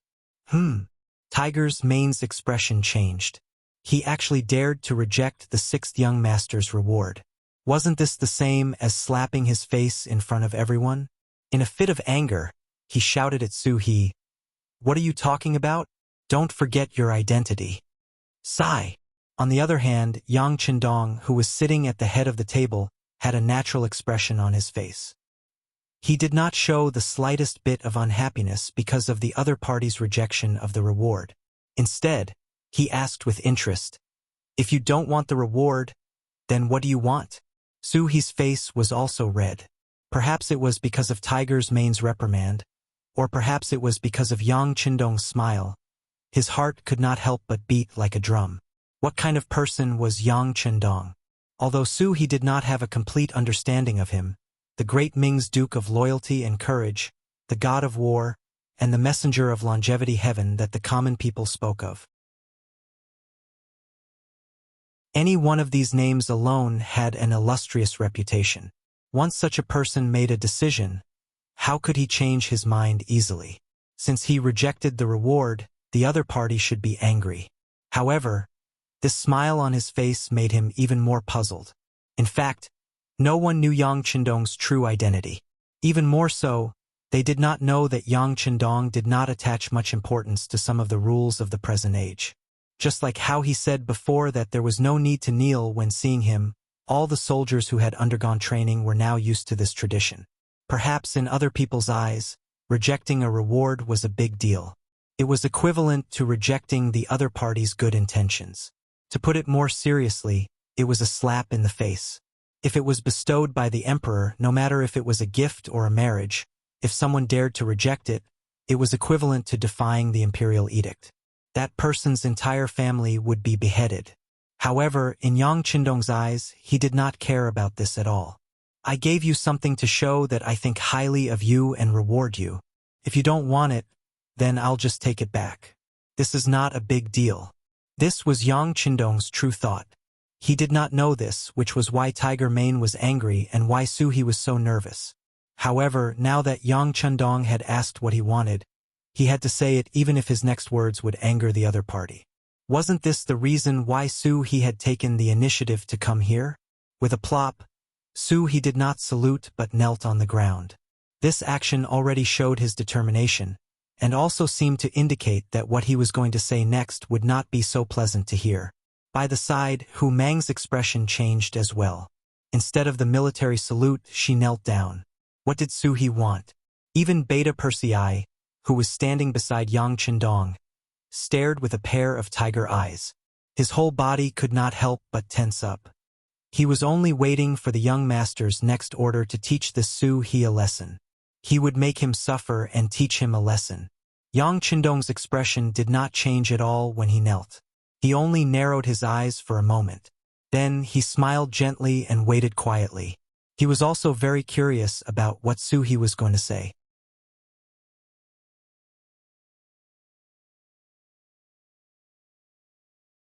Chapter 778. Su-He, who was kneeling with his head lowered, couldn't see the reactions of the others. After kneeling, he only wanted to say what he wanted to say. Sixth young master, Su-He requests that you properly collect Amu Galong's corpse and send it to Tengri. Please spare the 8,000 captured Tatar soldiers. Although they opposed you before, they had no choice but to do so. Many of them had received kindness from Tuachuo Buhua Great Khan. They were just repaying their kindness. That's all. However, after today's battle, those kindness disappeared with the wind. I have talked with them, and many of them are willing to join the mercenary army. I hope that the sixth young master can help them. After saying everything she wanted to say, Su-hee lay on the ground again, as if she was prostrating herself on the ground. At the same time, she seemed to be saying that she had finished what she wanted to say. She could be dealt with by the sixth young master as he wished. After he finished speaking, the hall fell into silence. How was this one request? There were clearly several, especially the matter of collecting Amu Galong's corpse. In the eyes of the others, this was even more impossible. Since they were enemies, they had to be prepared to be beheaded. Moreover, who didn't know that the mercenary army loved to observe wherever they went? This was a great psychological deterrent. Not to mention, Su-hee had already tried to persuade Amu Gulong to surrender. However, the facts proved that it was useless. Now that Amu Gulong was defeated, the mercenary army defeated him with their own strength. Why did they have to bury him properly?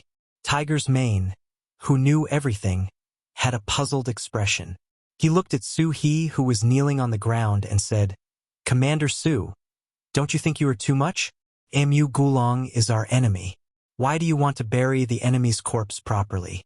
Also, how should we deal with the captives? Is this something that a commander like you can consider or even question? Don't think that you have made a great contribution by killing Amu Gulong today. Let me tell you, I don't even need the young master to make a move. I can easily deal with you. Moreover, the other soldiers of the Tatar cavalry regiment won't have any doubts.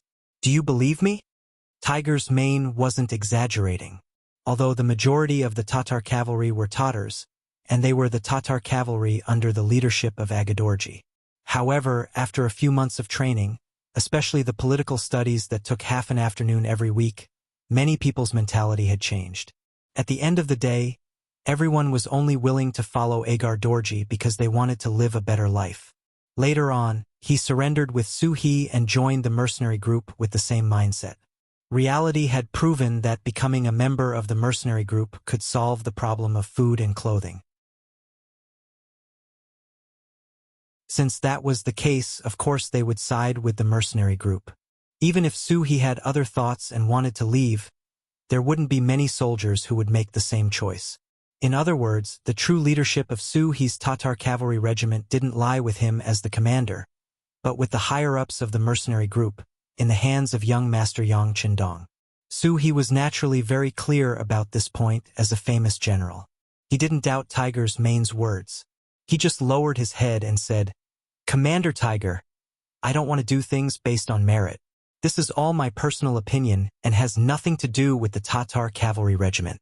If you think I'm wrong, then punish me. I'll accept any punishment.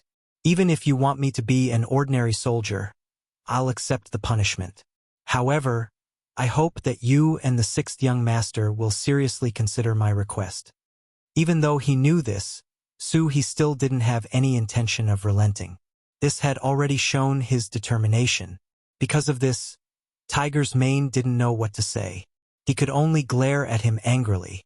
Then he shifted his gaze to Yang Chendong, who was sitting at the head of the table. He believed that the sixth young master would have a way to resolve this matter. Yang Chendong had been listening attentively from the side. When he heard Su-hee's request and Tiger's mane's reprimand, he didn't make a sound. Now that everyone was silent, he coughed lightly and said, "Tiger's mane is right. Amu Gulong is our enemy. He didn't listen to persuasion and didn't take the opportunity we gave him seriously. Since he didn't take it, he's dead. Why should we collect the enemy's corpse? Commander Su, do you have any other reasons for this matter? Why don't you tell us?"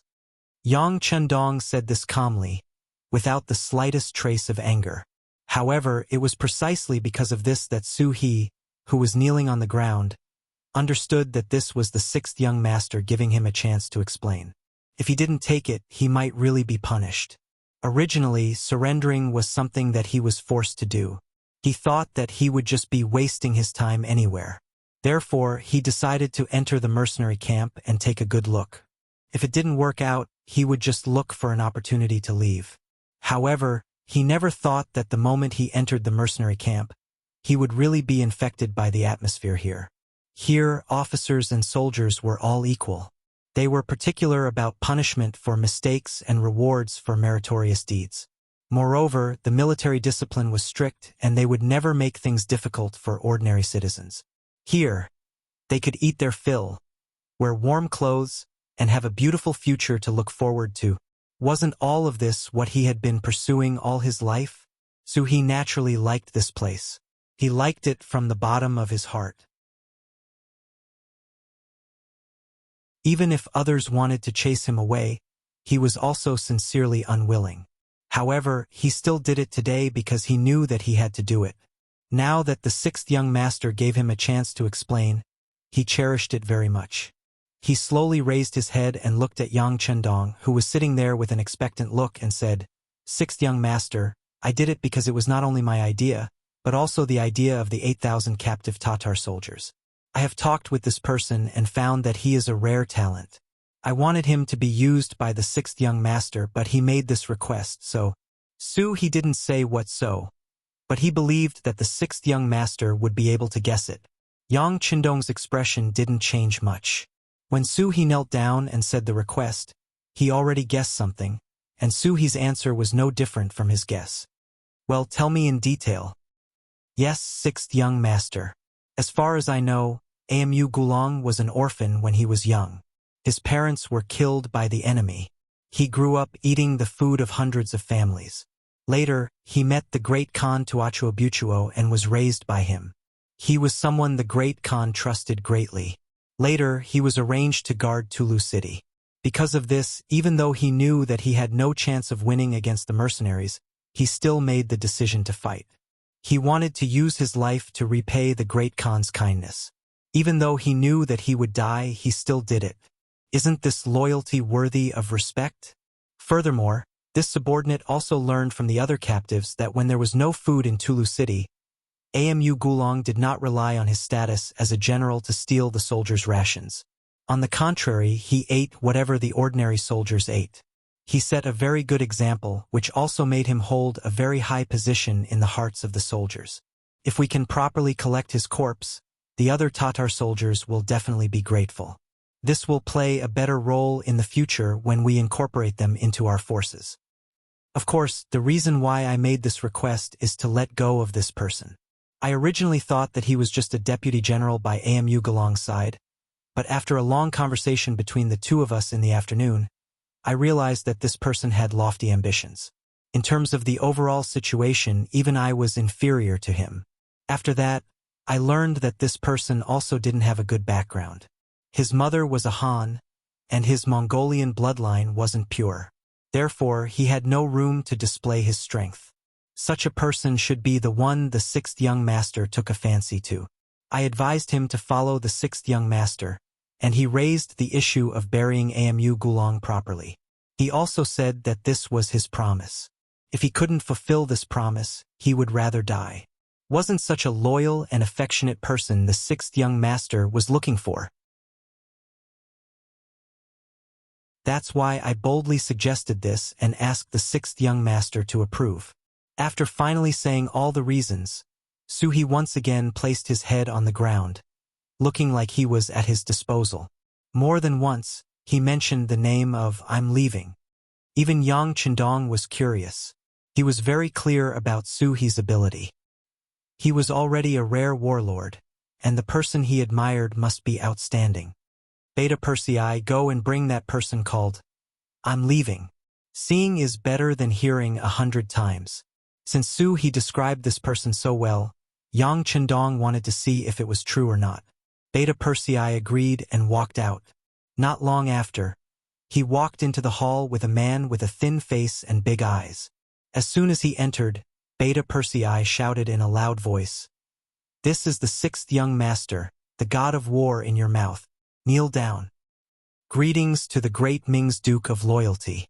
After Beta Persei said these words, the "I'm leaving" had already obediently knelt down. On the contrary, Beta Persei, who was prepared to help the I'm leaving, was stunned. He could only sigh in his heart. At least you know what's good for you. He stood at the side and stared at him to prevent him from doing anything that would be detrimental to the young master. Yang Chendong did not pay attention to these small movements. Instead, his gaze fell on the extremely thin I'm leaving. Rather than saying he was thin, it was better to describe him as thin as a match. It was only because his bones were wide that he did not give others the impression that he was very thin. Just like his big eyes, they might not have been that big originally. It was only because his face was too thin that it made his eyes look big.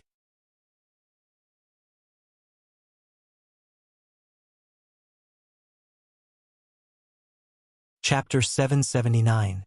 With just one look, Yang Chendong could imagine what kind of life the 10,000 Tatar soldiers were living. According to Su He, Shibi was second only to Amu Gulong. If even he was so thin, one could imagine what kind of life the other ordinary soldiers were living. These thoughts just flashed through his mind. Yang Chendong looked at Shibi, who was kneeling on the ground, and said, "I heard from Commander Su He that your mother is Han? How can you prove it?" It was no wonder that Yang Chendong would ask such a question. He still valued Han blood. Wasn't there a saying? Those who were not of the same race would have different hearts. If it could be proven that Shibi was really a Han descendant and had the ability, he could be put in an important position. She did not expect Yang Chendong's first question to be this. She seemed to be a bit surprised that she was willing to part, but her expression quickly regained its calm. She then used a perfectly articulated voice to reply, "Duke of loyalty and courage. My mother once said that her ancestral home was from Suzhou. My mother's ancestors even had some wealth. However, because they later offended someone, the entire family was sent to the border. In one battle, the city was broken into. My mother also became a spoil of war. Later, she was snatched by my father and gave birth to me." After a series of explanations, Shibi smiled bitterly. "My parents are now gone. I know that there is no way to find out. However, when I was young, my mother liked to hum some Suzhou tunes when she was free. I unintentionally learned some. Now I will sing it for Duke of Loyalty and everyone." Shibi didn't care if anyone was willing to listen. He started to sing. Although there were no instruments, even if he sang without the help of instruments, it still had a special charm. When Yang Chendong heard this, he roughly determined Shibi's identity. He had heard Suzhou songs before. In the past, Lady Shui and Lady Xiang had often played them in front of him. Although Shibi was limited by the condition of his voice, the charm of it had been sung by him. This was very difficult. Think about it, if he didn't really hear about it or was influenced by it, why would a Tatar cavalry learn such a useless thing? Moreover, if one looked closely at Shibai's face, they would notice that he was different from the Mongols. For example, his skin color and expression were similar to many Han people. Not to mention, the Great Ming Dynasty and the Mongols had been at war for many years. There were many cases where the Great Ming Dynasty was involved in the war. Yang Chendong didn't have any doubts about his mother's identity as a Han, so he nodded. "Okay, you don't have to think about your background. General Su, he said that you have extraordinary abilities. How can you prove it?" "Hee hee." Shibi chuckled. "Commander Su, he is too kind. Actually, I'm just a captive. How could I have any ability? It's just that I have a different view of the current situation compared to others." The first part was just a polite remark. The second part was the most important thing. Naturally, it attracted Yang Chendong's curiosity. "What do you think of the situation?" "Yes," Shibi solemnly replied and said, "During the day, I was fortunate enough to meet Commander Su He. We talked about the mercenary army. In my opinion, the mercenary army's growth is inevitable. In fact, no one can stop it." "Why?" Yang Chendong asked in a concise manner. "There is only one reason. The Duke of Loyalty and Courage is sincerely thinking for the common people. That's enough." His face was full of confidence. If one looked closely, there was even a sense of heroism. Shibai's voice became louder and louder. "Looking at the entire grassland and even the world, there are countless people who claim to be working for the common people. However, how many of them can do it? On the grassland, the tribes are constantly fighting. Today you fight me. Tomorrow I fight you. The day after tomorrow they fight you. In the end, it's all about fighting for resources and money. Who has truly thought for the common people? Who has seriously considered that what the common people really want is peace? Look at the great Ming dynasty. It seems that the land is tens of thousands of miles long, and there are many people. However, how many of the common people are able to have enough food and clothing? Are they truly satisfied? Especially in recent years, after the great Ming dynasty was divided into North and South, the people in power thought about how to unify the world and leave their names in history. In order to achieve these goals, they can only compete with the common people. They snatch gold, silver, and even rations from the common people. However, they don't know that doing so has already made them lose the hearts of the people. Even if they can unify the world one day, it will only be a temporary glory. They don't know that the common people are the foundation of a country. Only when their lives are truly good and their hearts are at peace will the world be stable. Among them, many have long forgotten that water can carry a boat, but it can also capsize a boat. At this time, Spai was more like an old master talking about the general trend of the world. Many of the things he said were reasonable and well-founded. Even Tiger's Mane and Beta Persei, who were standing on both sides of him, nodded their heads in approval from time to time, not to mention Yang Chendong, who was sitting at the head of the table. This was the first general he had come into contact with who put the hearts of the common people first. In the past, there were also people who talked about the hearts of the people. For example, Yu Qian was such a person. He cared about the lives of the common people very much and cared about their thoughts. Therefore, this person became the Castellan of Chichen City.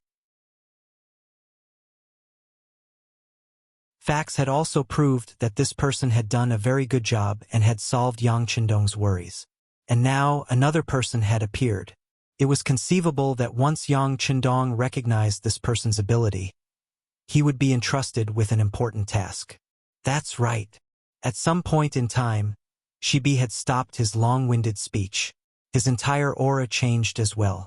He once again assumed the appearance of a sinner. He knelt there with his head lowered, looking like he was waiting to be dealt with. However, Yang Chendong's voice also sounded. He finally understood why he would rather not give him any benefits and bury Amu Gulong properly. It seemed like he also saw that Spai was a talent. Yes, Spai, you indeed have different knowledge from others. Since it's like this, are you willing to join the mercenary army? Yang Chendong said with a straight face. In ancient times, common people were not that important.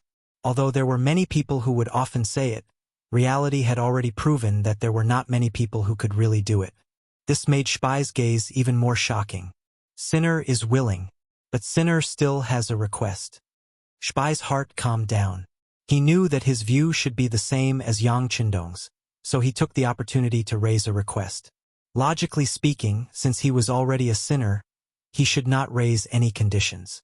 However, it was obvious that Yang Chendong was in a good mood. Previously, He had fought a battle, so Yang Chendong was not angry. Instead, he chuckled. Pass down the order.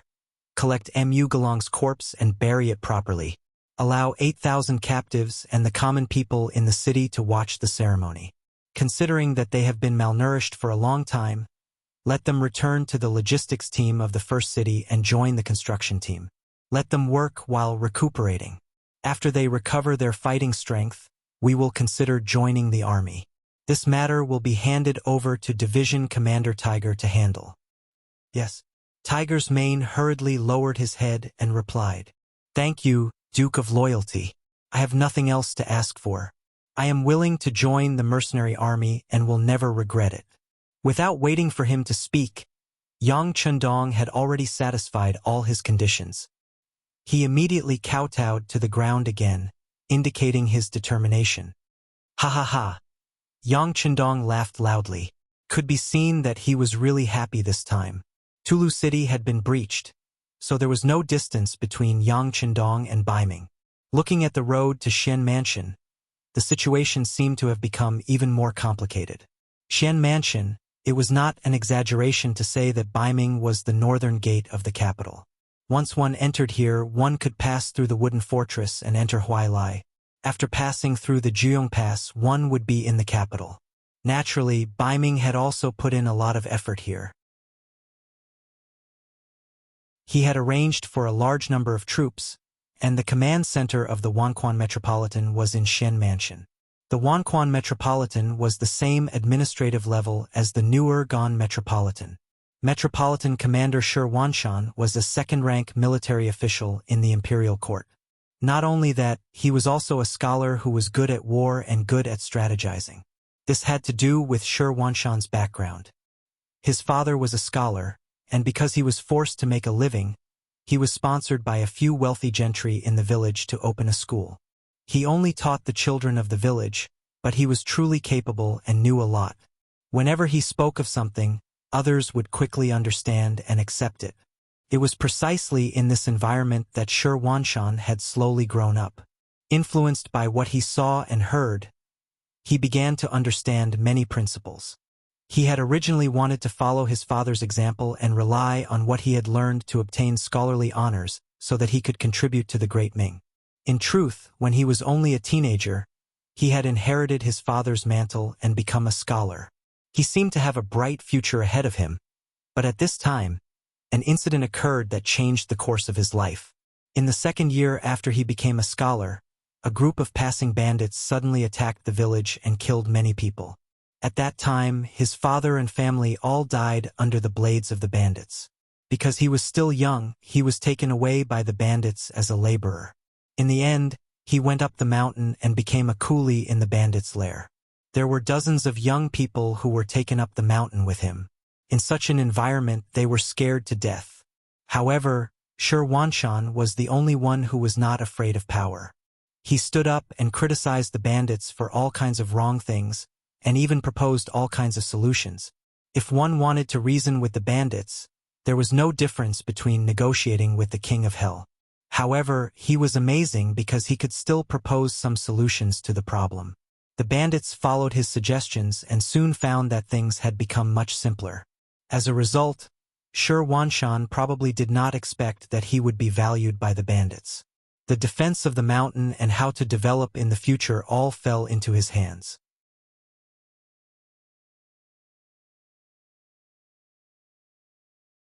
Chapter 780.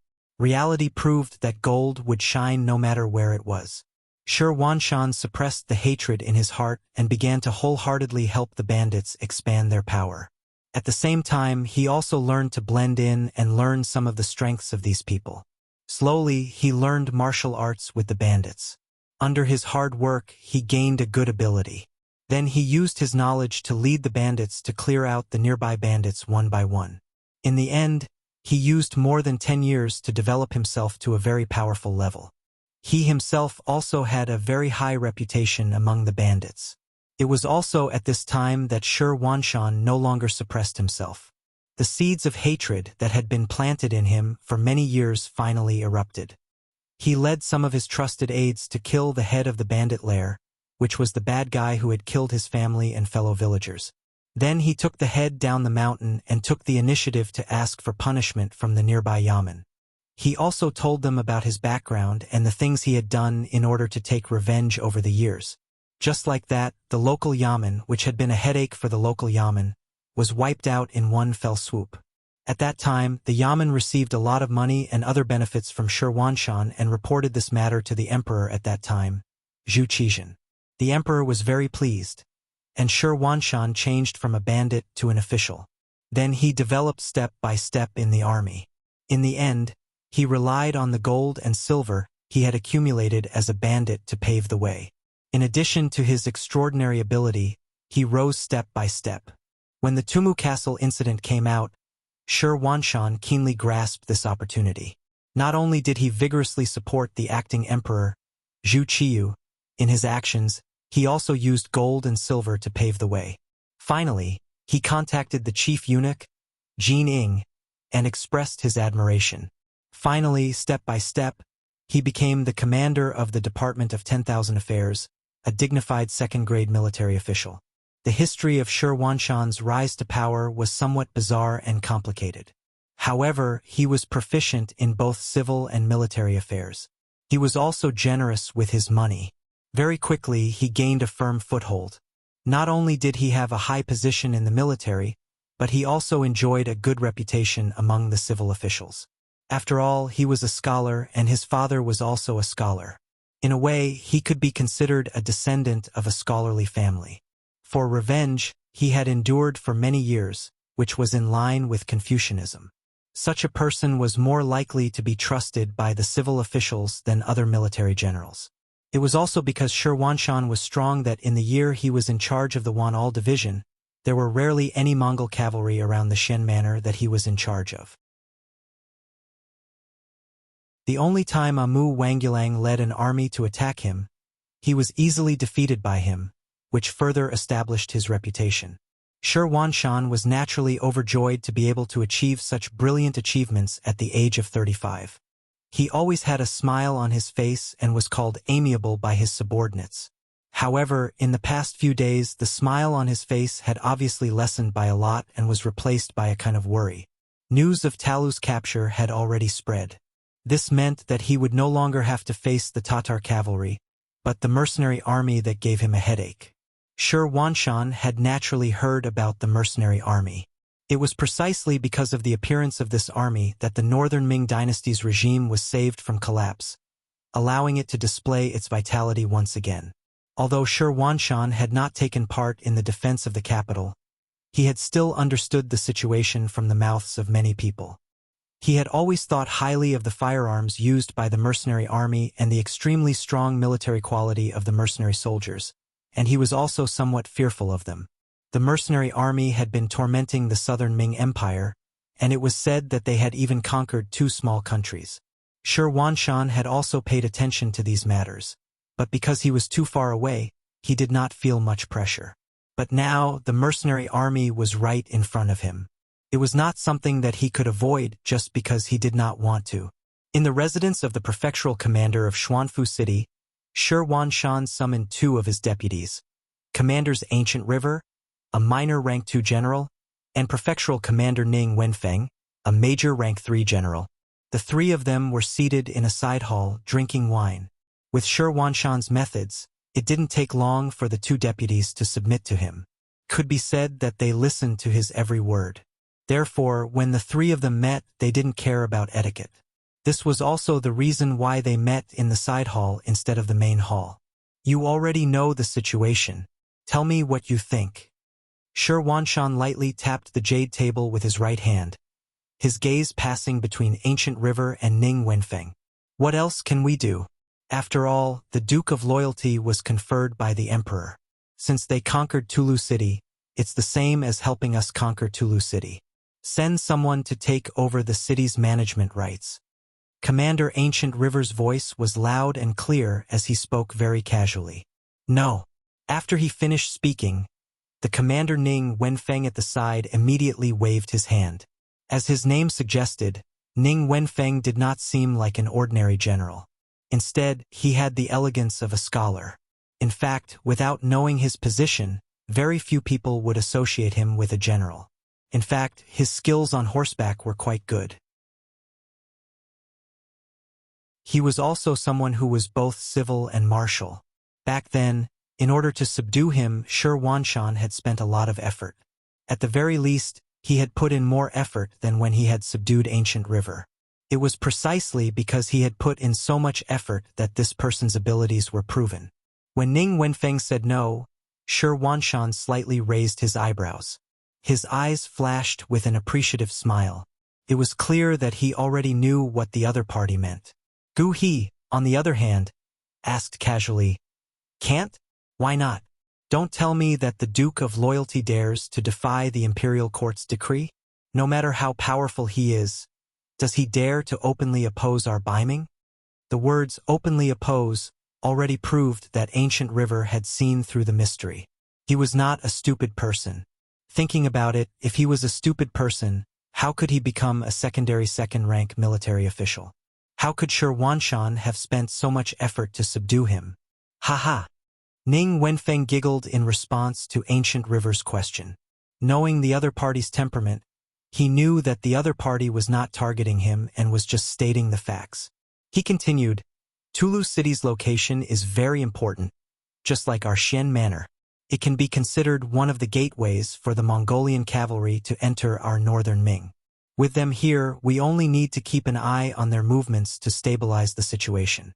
This is also the main reason why we have not attacked Tulu City for so long. Otherwise, a city defended by only 10,000 people, how hard do you think it is to chew on a bone? When he said this, Ning Wenfeng's face was filled with arrogance. It could be seen that he was also a conceited person. The reason why they did not attack Tulu City before was because they considered the importance of its location. Once they broke through, they would have to face even more attacks and harassment from the Mongol cavalry. No matter how they looked at it, it was not worth it. Rather than taking down a useless city, it would be better to place it right under their noses. It would be safer. Ning Wenfeng's words received a nod from Shi Wanshan and Ancient River. Clearly, the three of them had the same opinion on this matter. Then Ning Wenfeng continued, Now that the mercenaries have taken down Tulu City, we'll just give it to them. With them in front of us, we can sit back and do what we want to do without any worries. Didn't the commander say to the court that we want to form and train a new army? Although we did not get a reply, we did not put in much effort and were only probing. I think we can increase our efforts and think about the practical problems. Ning Wenfeng's words could be said to have pointed out the current situation. What he said was very similar to Shi Wanshan's thoughts. This also caused the commander to laugh heartily. That's right, Wenfeng's words are extremely correct. With someone guarding the gate for us, we can free up our hands and do more things. How about this? I will immediately write a memorial and greet some of the important officials in the court. It should be time for the new army to train. In the Xian Manor, they discussed and came up with a plan. They adopted the strategy of responding to changes by remaining unchanged and watching the situation develop with a smile. They wanted to use the mercenaries to guard the gate of Tulu City for them while vigorously developing and strengthening themselves. But what they did not expect was that the mercenaries, who should be stabilizing Tulu City and digesting the fruits of their labor, would brave the snow and come to the Xian Manor. Of course, there weren't many mercenaries. At most, there were only a few hundred of them. But among these few hundred people, there was the Duke of Loyalty and Courage. This was not a small matter. When he heard his subordinate report that the Duke of Loyalty and Courage had personally come to the city gate, Shi Wanshan, who was reading in the study, was shocked. He quickly put on his armor, called for his personal guards, and left the manor to go up the city gate tower. As he rushed up the city gate tower, Shi Wanshan was still puzzled. He could not understand why the Duke of Loyalty and Courage, who had taken down Tulu City, did not properly digest the fruits of victory there and strengthen the city's defenses. Why did he come to the Xian Manor? What did he want to do? Shi Wanshan did not know that the so-called digestion of fruits, in the eyes of others, might be a long process, but in the eyes of Yang Qindong, who was already prepared, it was just a matter of a few words. He only needed to send the civilians who wanted to leave the city, as well as the captured Tatar soldiers, to the first city at the rear. The road from Tulu City to the first city had already been cleared by Lu Zhua of the 2nd Cavalry Regiment and the 3 new regiments, which could ensure the transportation of people and supplies. With this as a prerequisite, the distance of 700 to 800 li was not much of a problem. As for Tulu City, 2 battalions of soldiers were left behind to maintain normal operations. It should be known that it was winter, not a good time for battle. No one would easily have any ideas about Tulu City.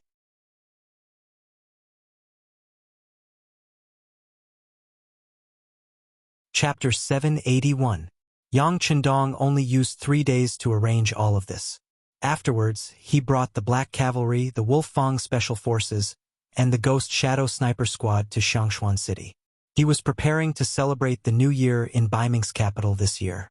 Since he had set his goal, he wouldn't change it easily. He only brought around 200 cavalry to Xuanfu City.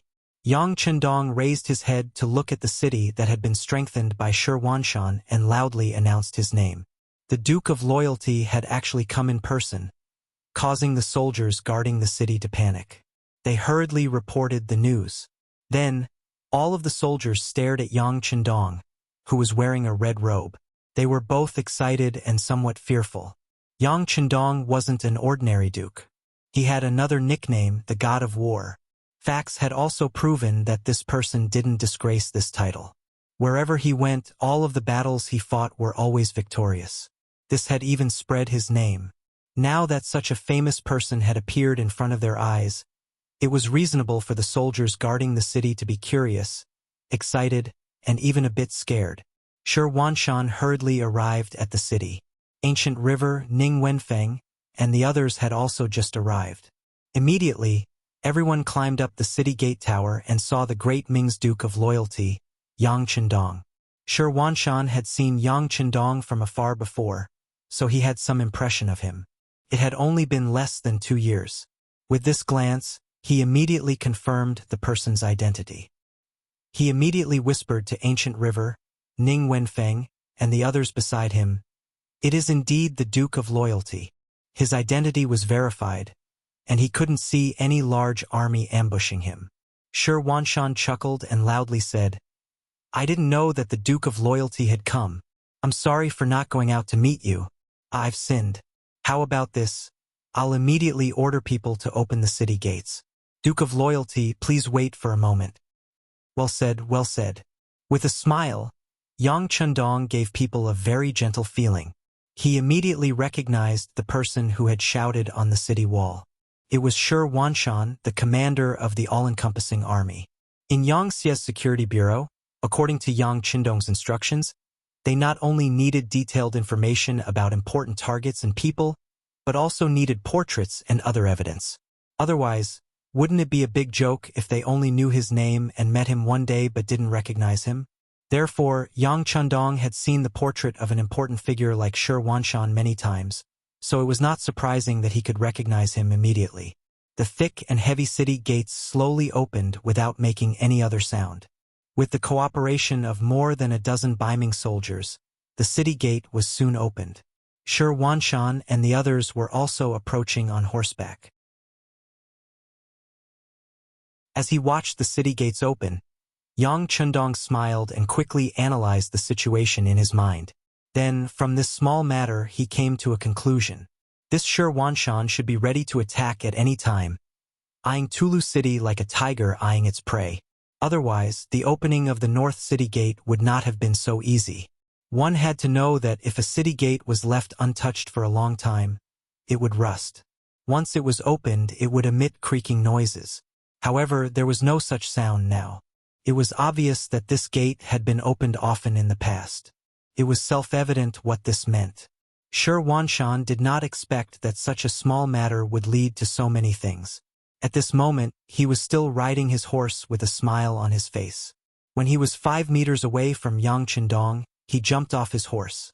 Then, he lowered his head and said respectfully, "Commander of the Department of Wanquan, Shi Wanshan, greets the Duke of Loyalty."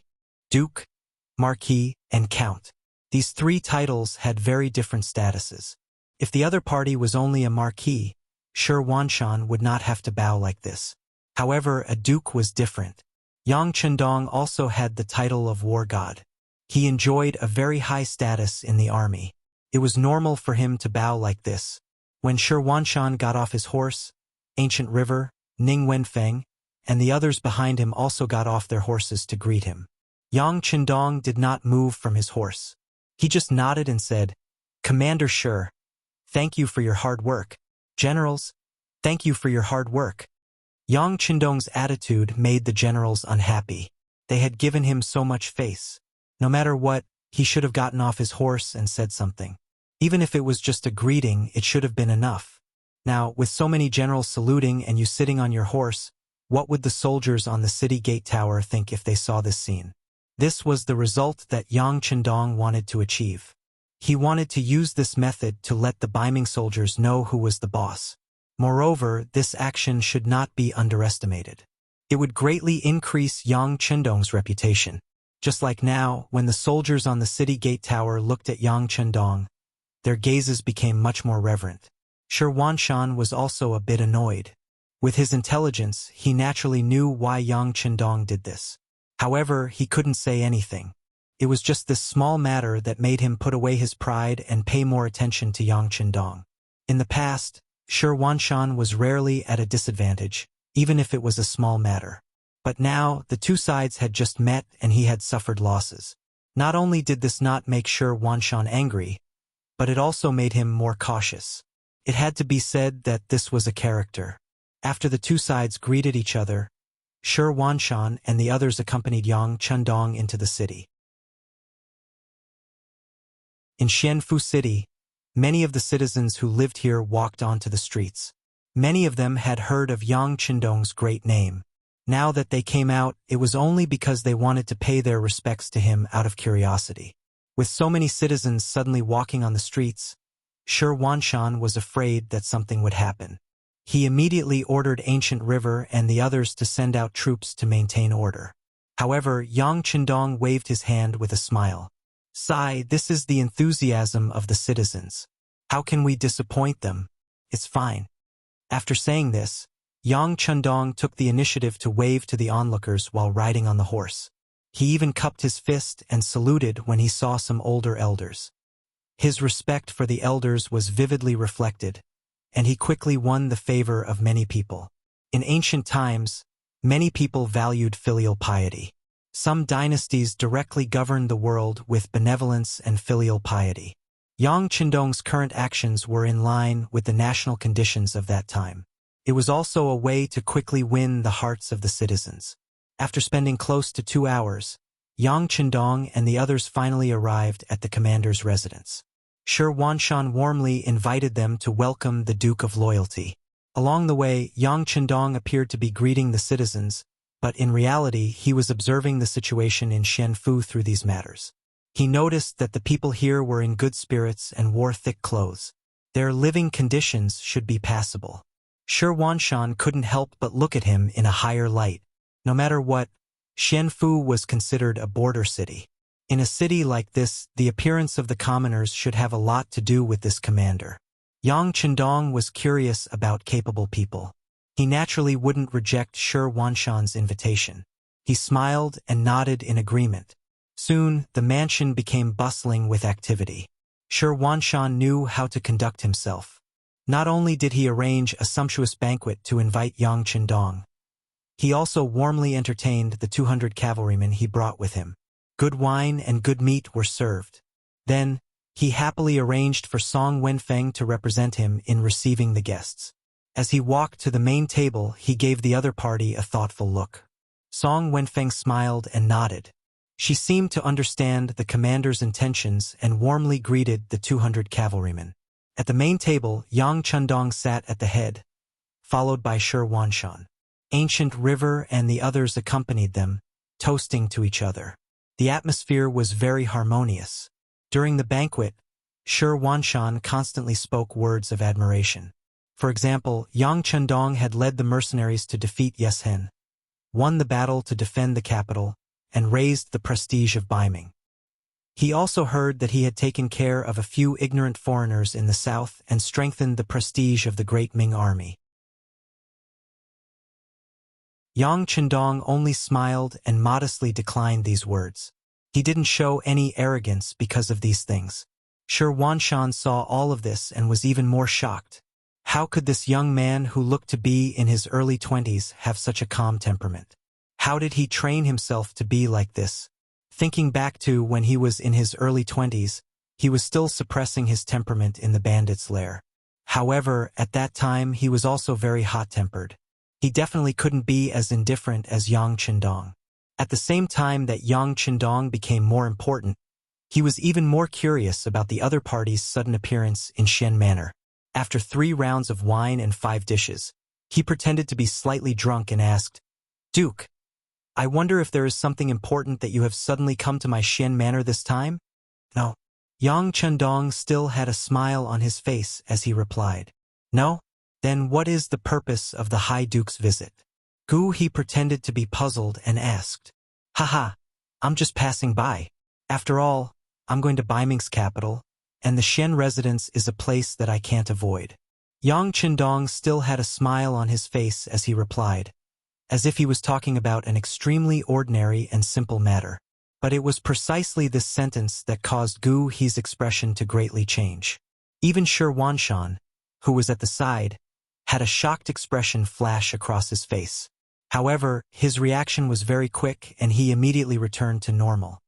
Duke, you're going to the capital? Gu He was truly shocked. Logically speaking, with Yang Qindong's current status, even if he wasn't an enemy of the Great Ming, he couldn't be considered a friendly friend either. As the saying went, a gentleman would not stand next to a collapsing wall. If he continued to stay outside, given the strength he had displayed, neither Baiming nor the Southern Ming would casually fall out with him. But if he personally went to the capital, it would be like a bird flying into a cage. What would happen next would be beyond his control.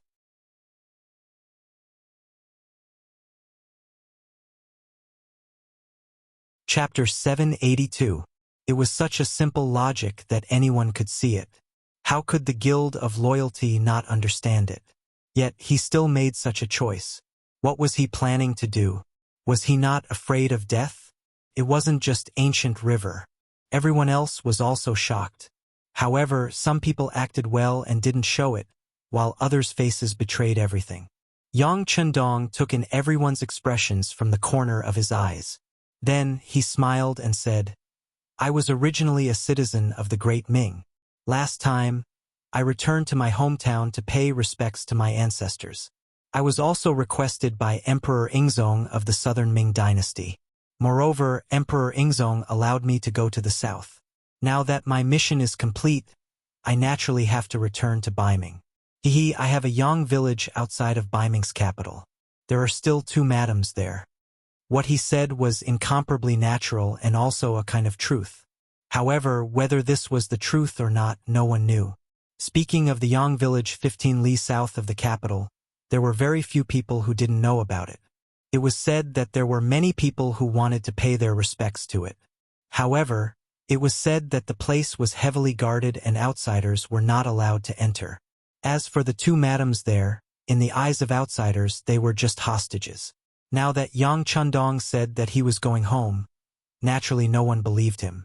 However, regardless of whether they believed it or not, since Yang Qindong said this in front of everyone, they naturally pretended to understand. The madams discussed this topic and raised their cups to drink again. What they talked about were all strange things. It was purely a topic of conversation at the table. The welcoming banquet lasted for more than 2 hours before it finally ended. Under Shi Wanshan's warm invitation, Yang Qindong and the cavalry stayed in the commander's courtyard. The residents had also cleared out the entire northern courtyard. There were dozens of rooms there, and it was more than enough to accommodate these people. After Yang Qindong and the others entered the northern courtyard, they quieted down. Shi Wanshan saw that there was nothing else to tell him. He smiled and left, saying that he would come again tomorrow morning to pay his respects. Then he returned to the eastern courtyard.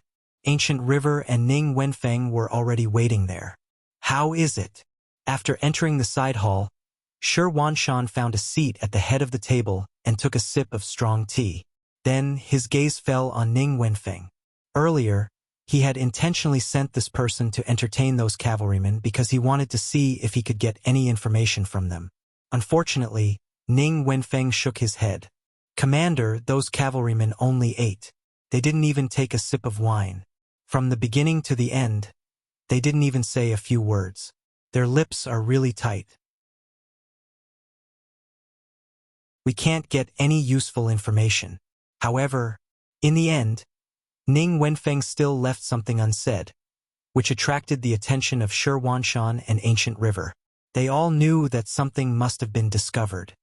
However, through this banquet, I discovered one thing, and that is that these cavalrymen seem to be treated very well. There are some big fish and meat on the table, and most of it is fatty meat. However, I found that they only eat lean meat. I think this is because they are used to eating such things. When Ning Wenfeng talked about this, he kept shaking his head. It was obvious that he was somewhat surprised in his heart. One must know that because the ancient people's living conditions were not good, and they didn't have enough oil. Under normal circumstances, Fatty meat was more desirable. Only those who were used to eating fish would choose to eat lean meat. Just this alone was enough to explain a lot of problems. Shi Wanshan couldn't help but nod his head. The scouts have also reported that the meals and treatment of the mercenaries have always been very good. This confirms the authenticity of this matter. Ancient River, who was sitting there, saw that the two of them were talking about food. He couldn't help but say anxiously, "Hey, now is the time. Why do we still care about those things? In my opinion, we should immediately send a large number of troops to surround the northern courtyard and capture the Duke of Loyalty. Then we can hand him over to the imperial court.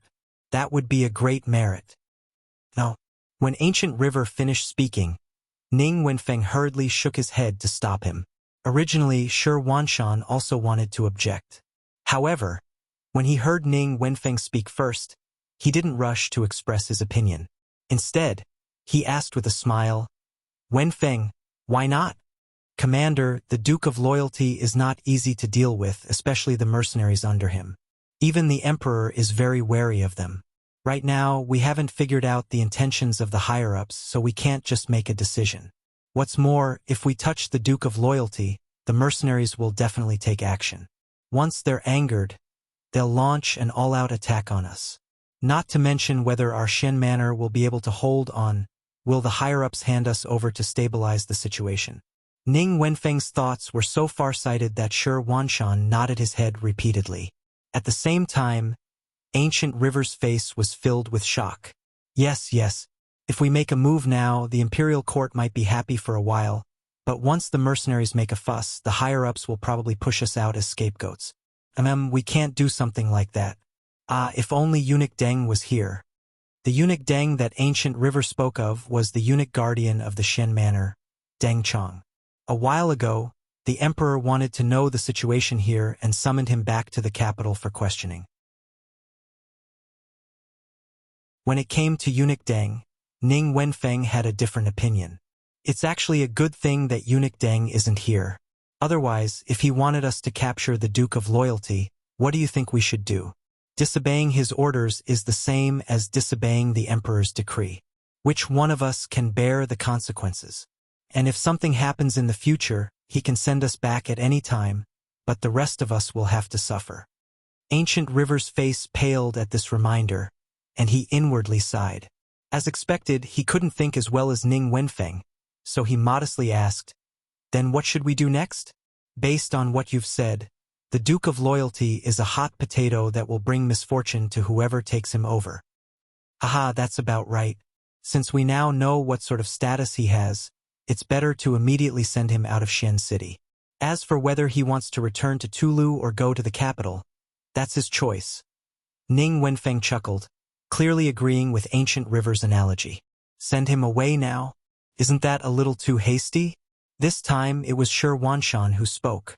It was clear that he was somewhat unwilling to part with such a fat piece of meat being delivered to him.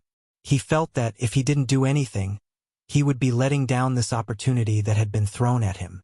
Ning Wenfeng could understand what Shi Wanshan was thinking. After all, this was an opportunity. Alas, this bait was too big, so big that they simply couldn't swallow it. If they forcefully swallowed it, it would be delightful for a moment, but soon, their stomachs would burst open. Therefore, when he saw that Shi Wanshan was still hesitating, he had no choice but to say, "Commander, this matter can't be delayed.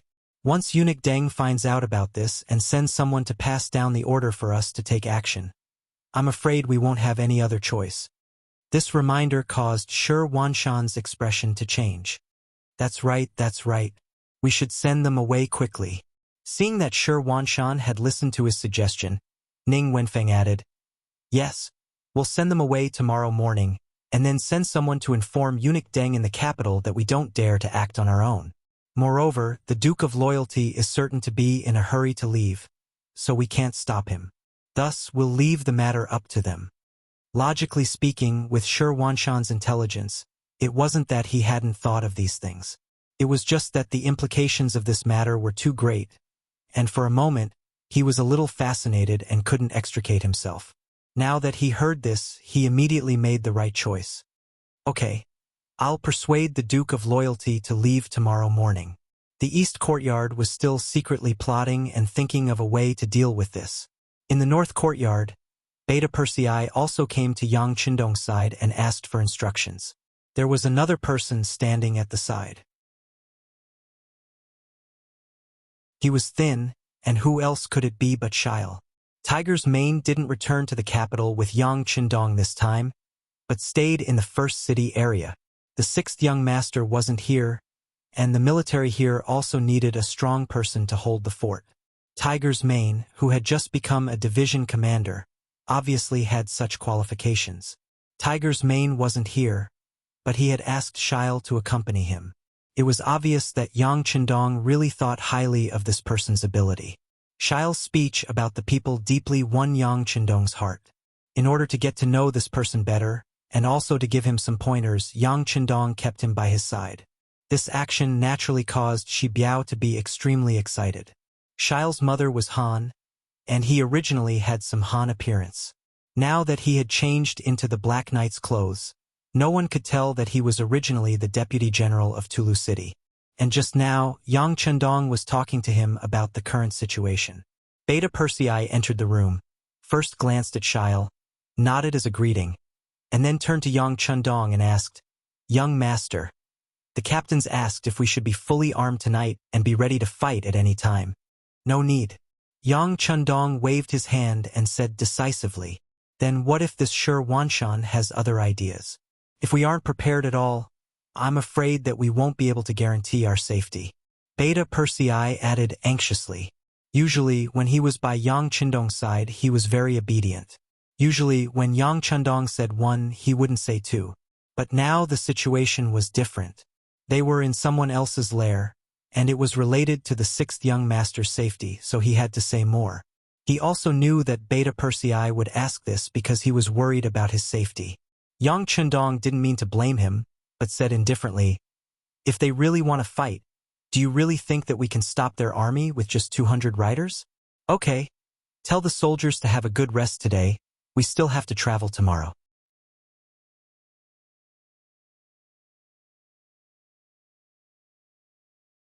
Chapter 783.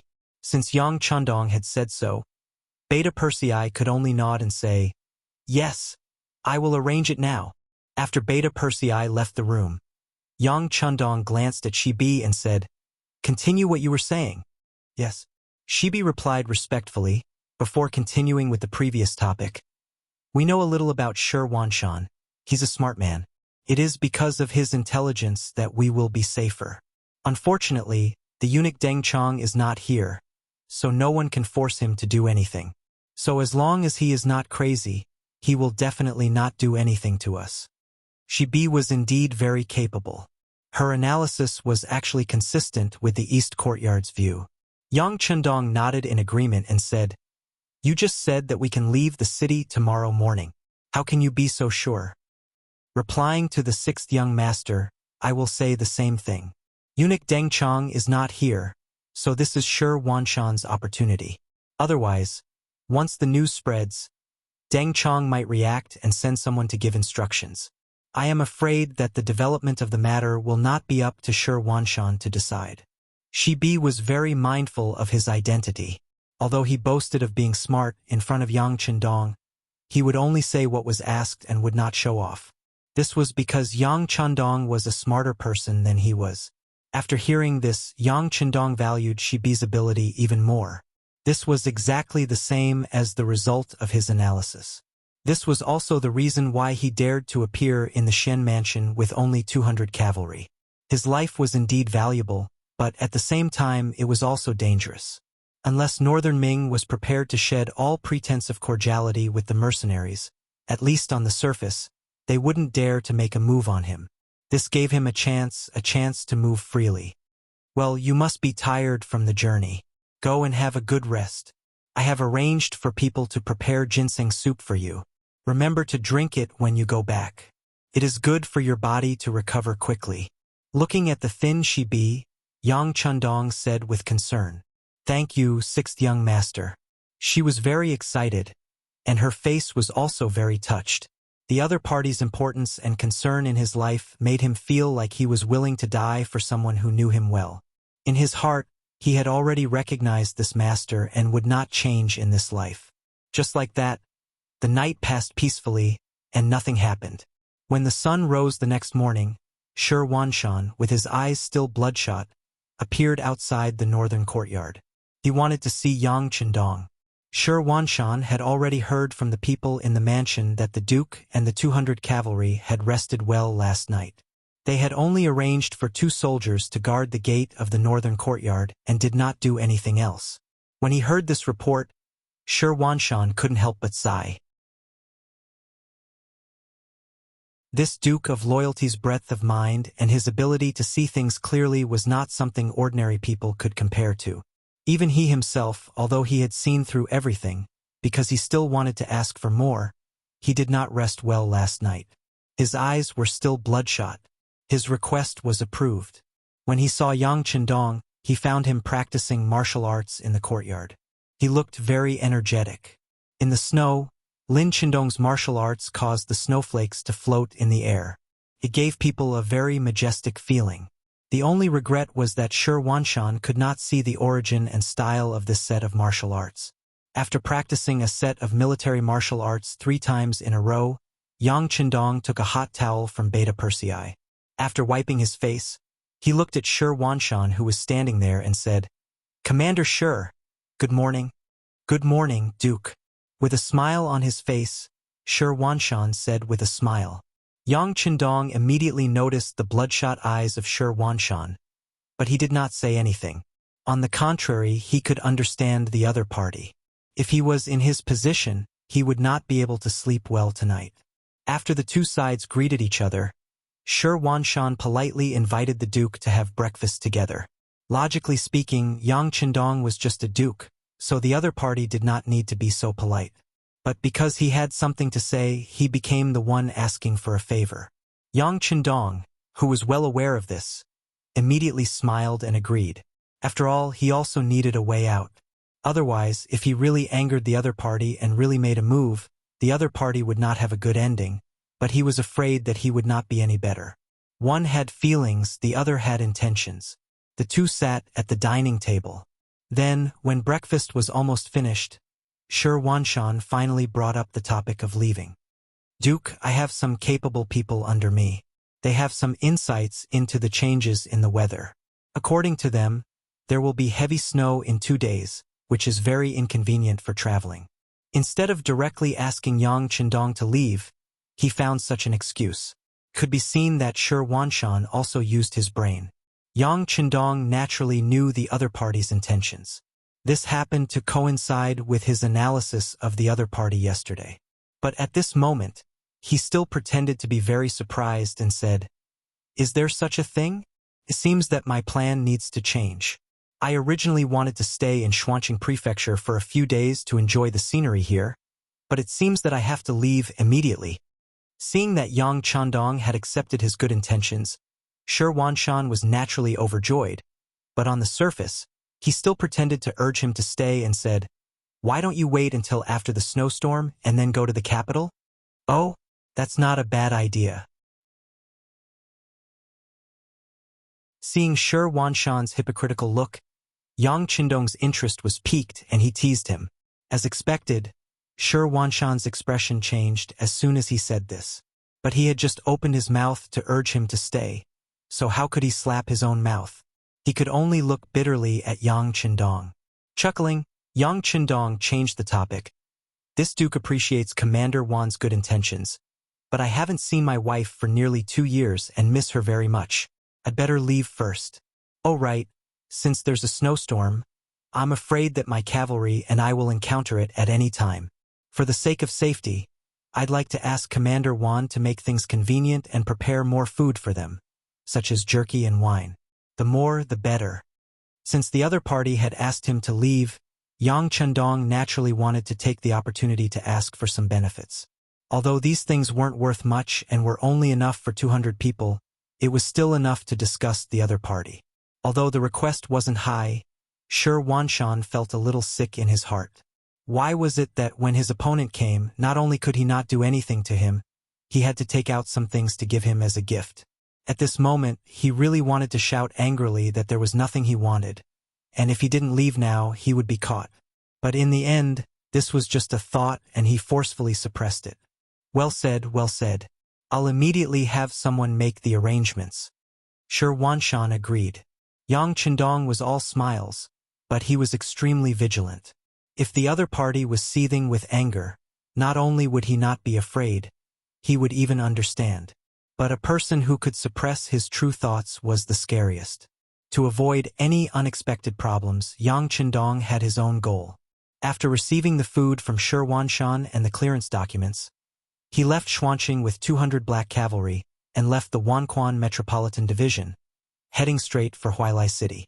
While Yang Chendong's group was on their way to Baiming's capital, an urgent memorial was being delivered to Baiming's capital. The one who had written this memorial was the commander of the Wanquan Metropolitan Division, Shi Wanshan. Since Yang Chendong had appeared in his territory, he naturally had to report this matter to his superiors as soon as possible. After passing through Huilai, entering the Great Wall, exiting Juyong Pass, Baiming's capital was finally within sight. It had been nearly 2 years since they had parted, and when he thought about his 2 wives, Yang Chendong felt all sorts of emotions well up in his heart. In terms of time, it hadn't even been 2 years since he had left the capital to pay respects to his ancestors, but he had truly accomplished many things. He had defeated the Huang bandits, wiped out the Jiaoji and Lansong kingdoms, and now built a large city on the steppe. This seemed like an impossible task that would have taken many years, but he had accomplished it in a short period of time. Just this achievement alone was enough to leave his name in the annals of history. Even if he were to return home and become a wealthy man or a duke, he would still be able to live a carefree life. But when he thought about how there were still so many Han commoners wandering outside and being bullied by others, and how his descendants would be harassed by foreign tribes, their families destroyed, and they would be reduced to slaves and humiliated, Yang Chendong's heart madly thumped. Since he had come here by chance, he had to do some things. Otherwise, wouldn't he be letting down the heavens? At the very least, I've laid down the foundation. As long as I continue to develop normally, everything will be fine.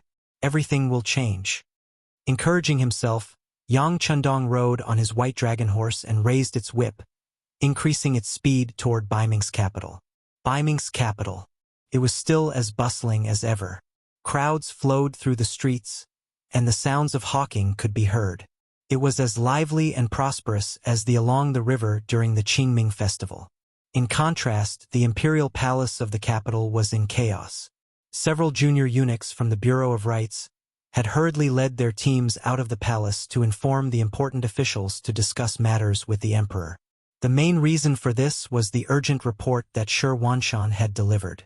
Emperor Zhu Qiyu had never imagined that the Duke of Loyalty and Courage, who had given him such a headache and left him helpless, would suddenly appear in the Xuanfu residence.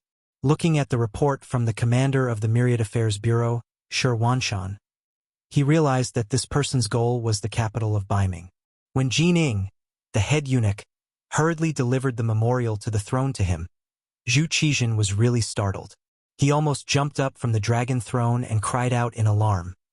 You're tuning in to the Journey of the Soul YouTube channel.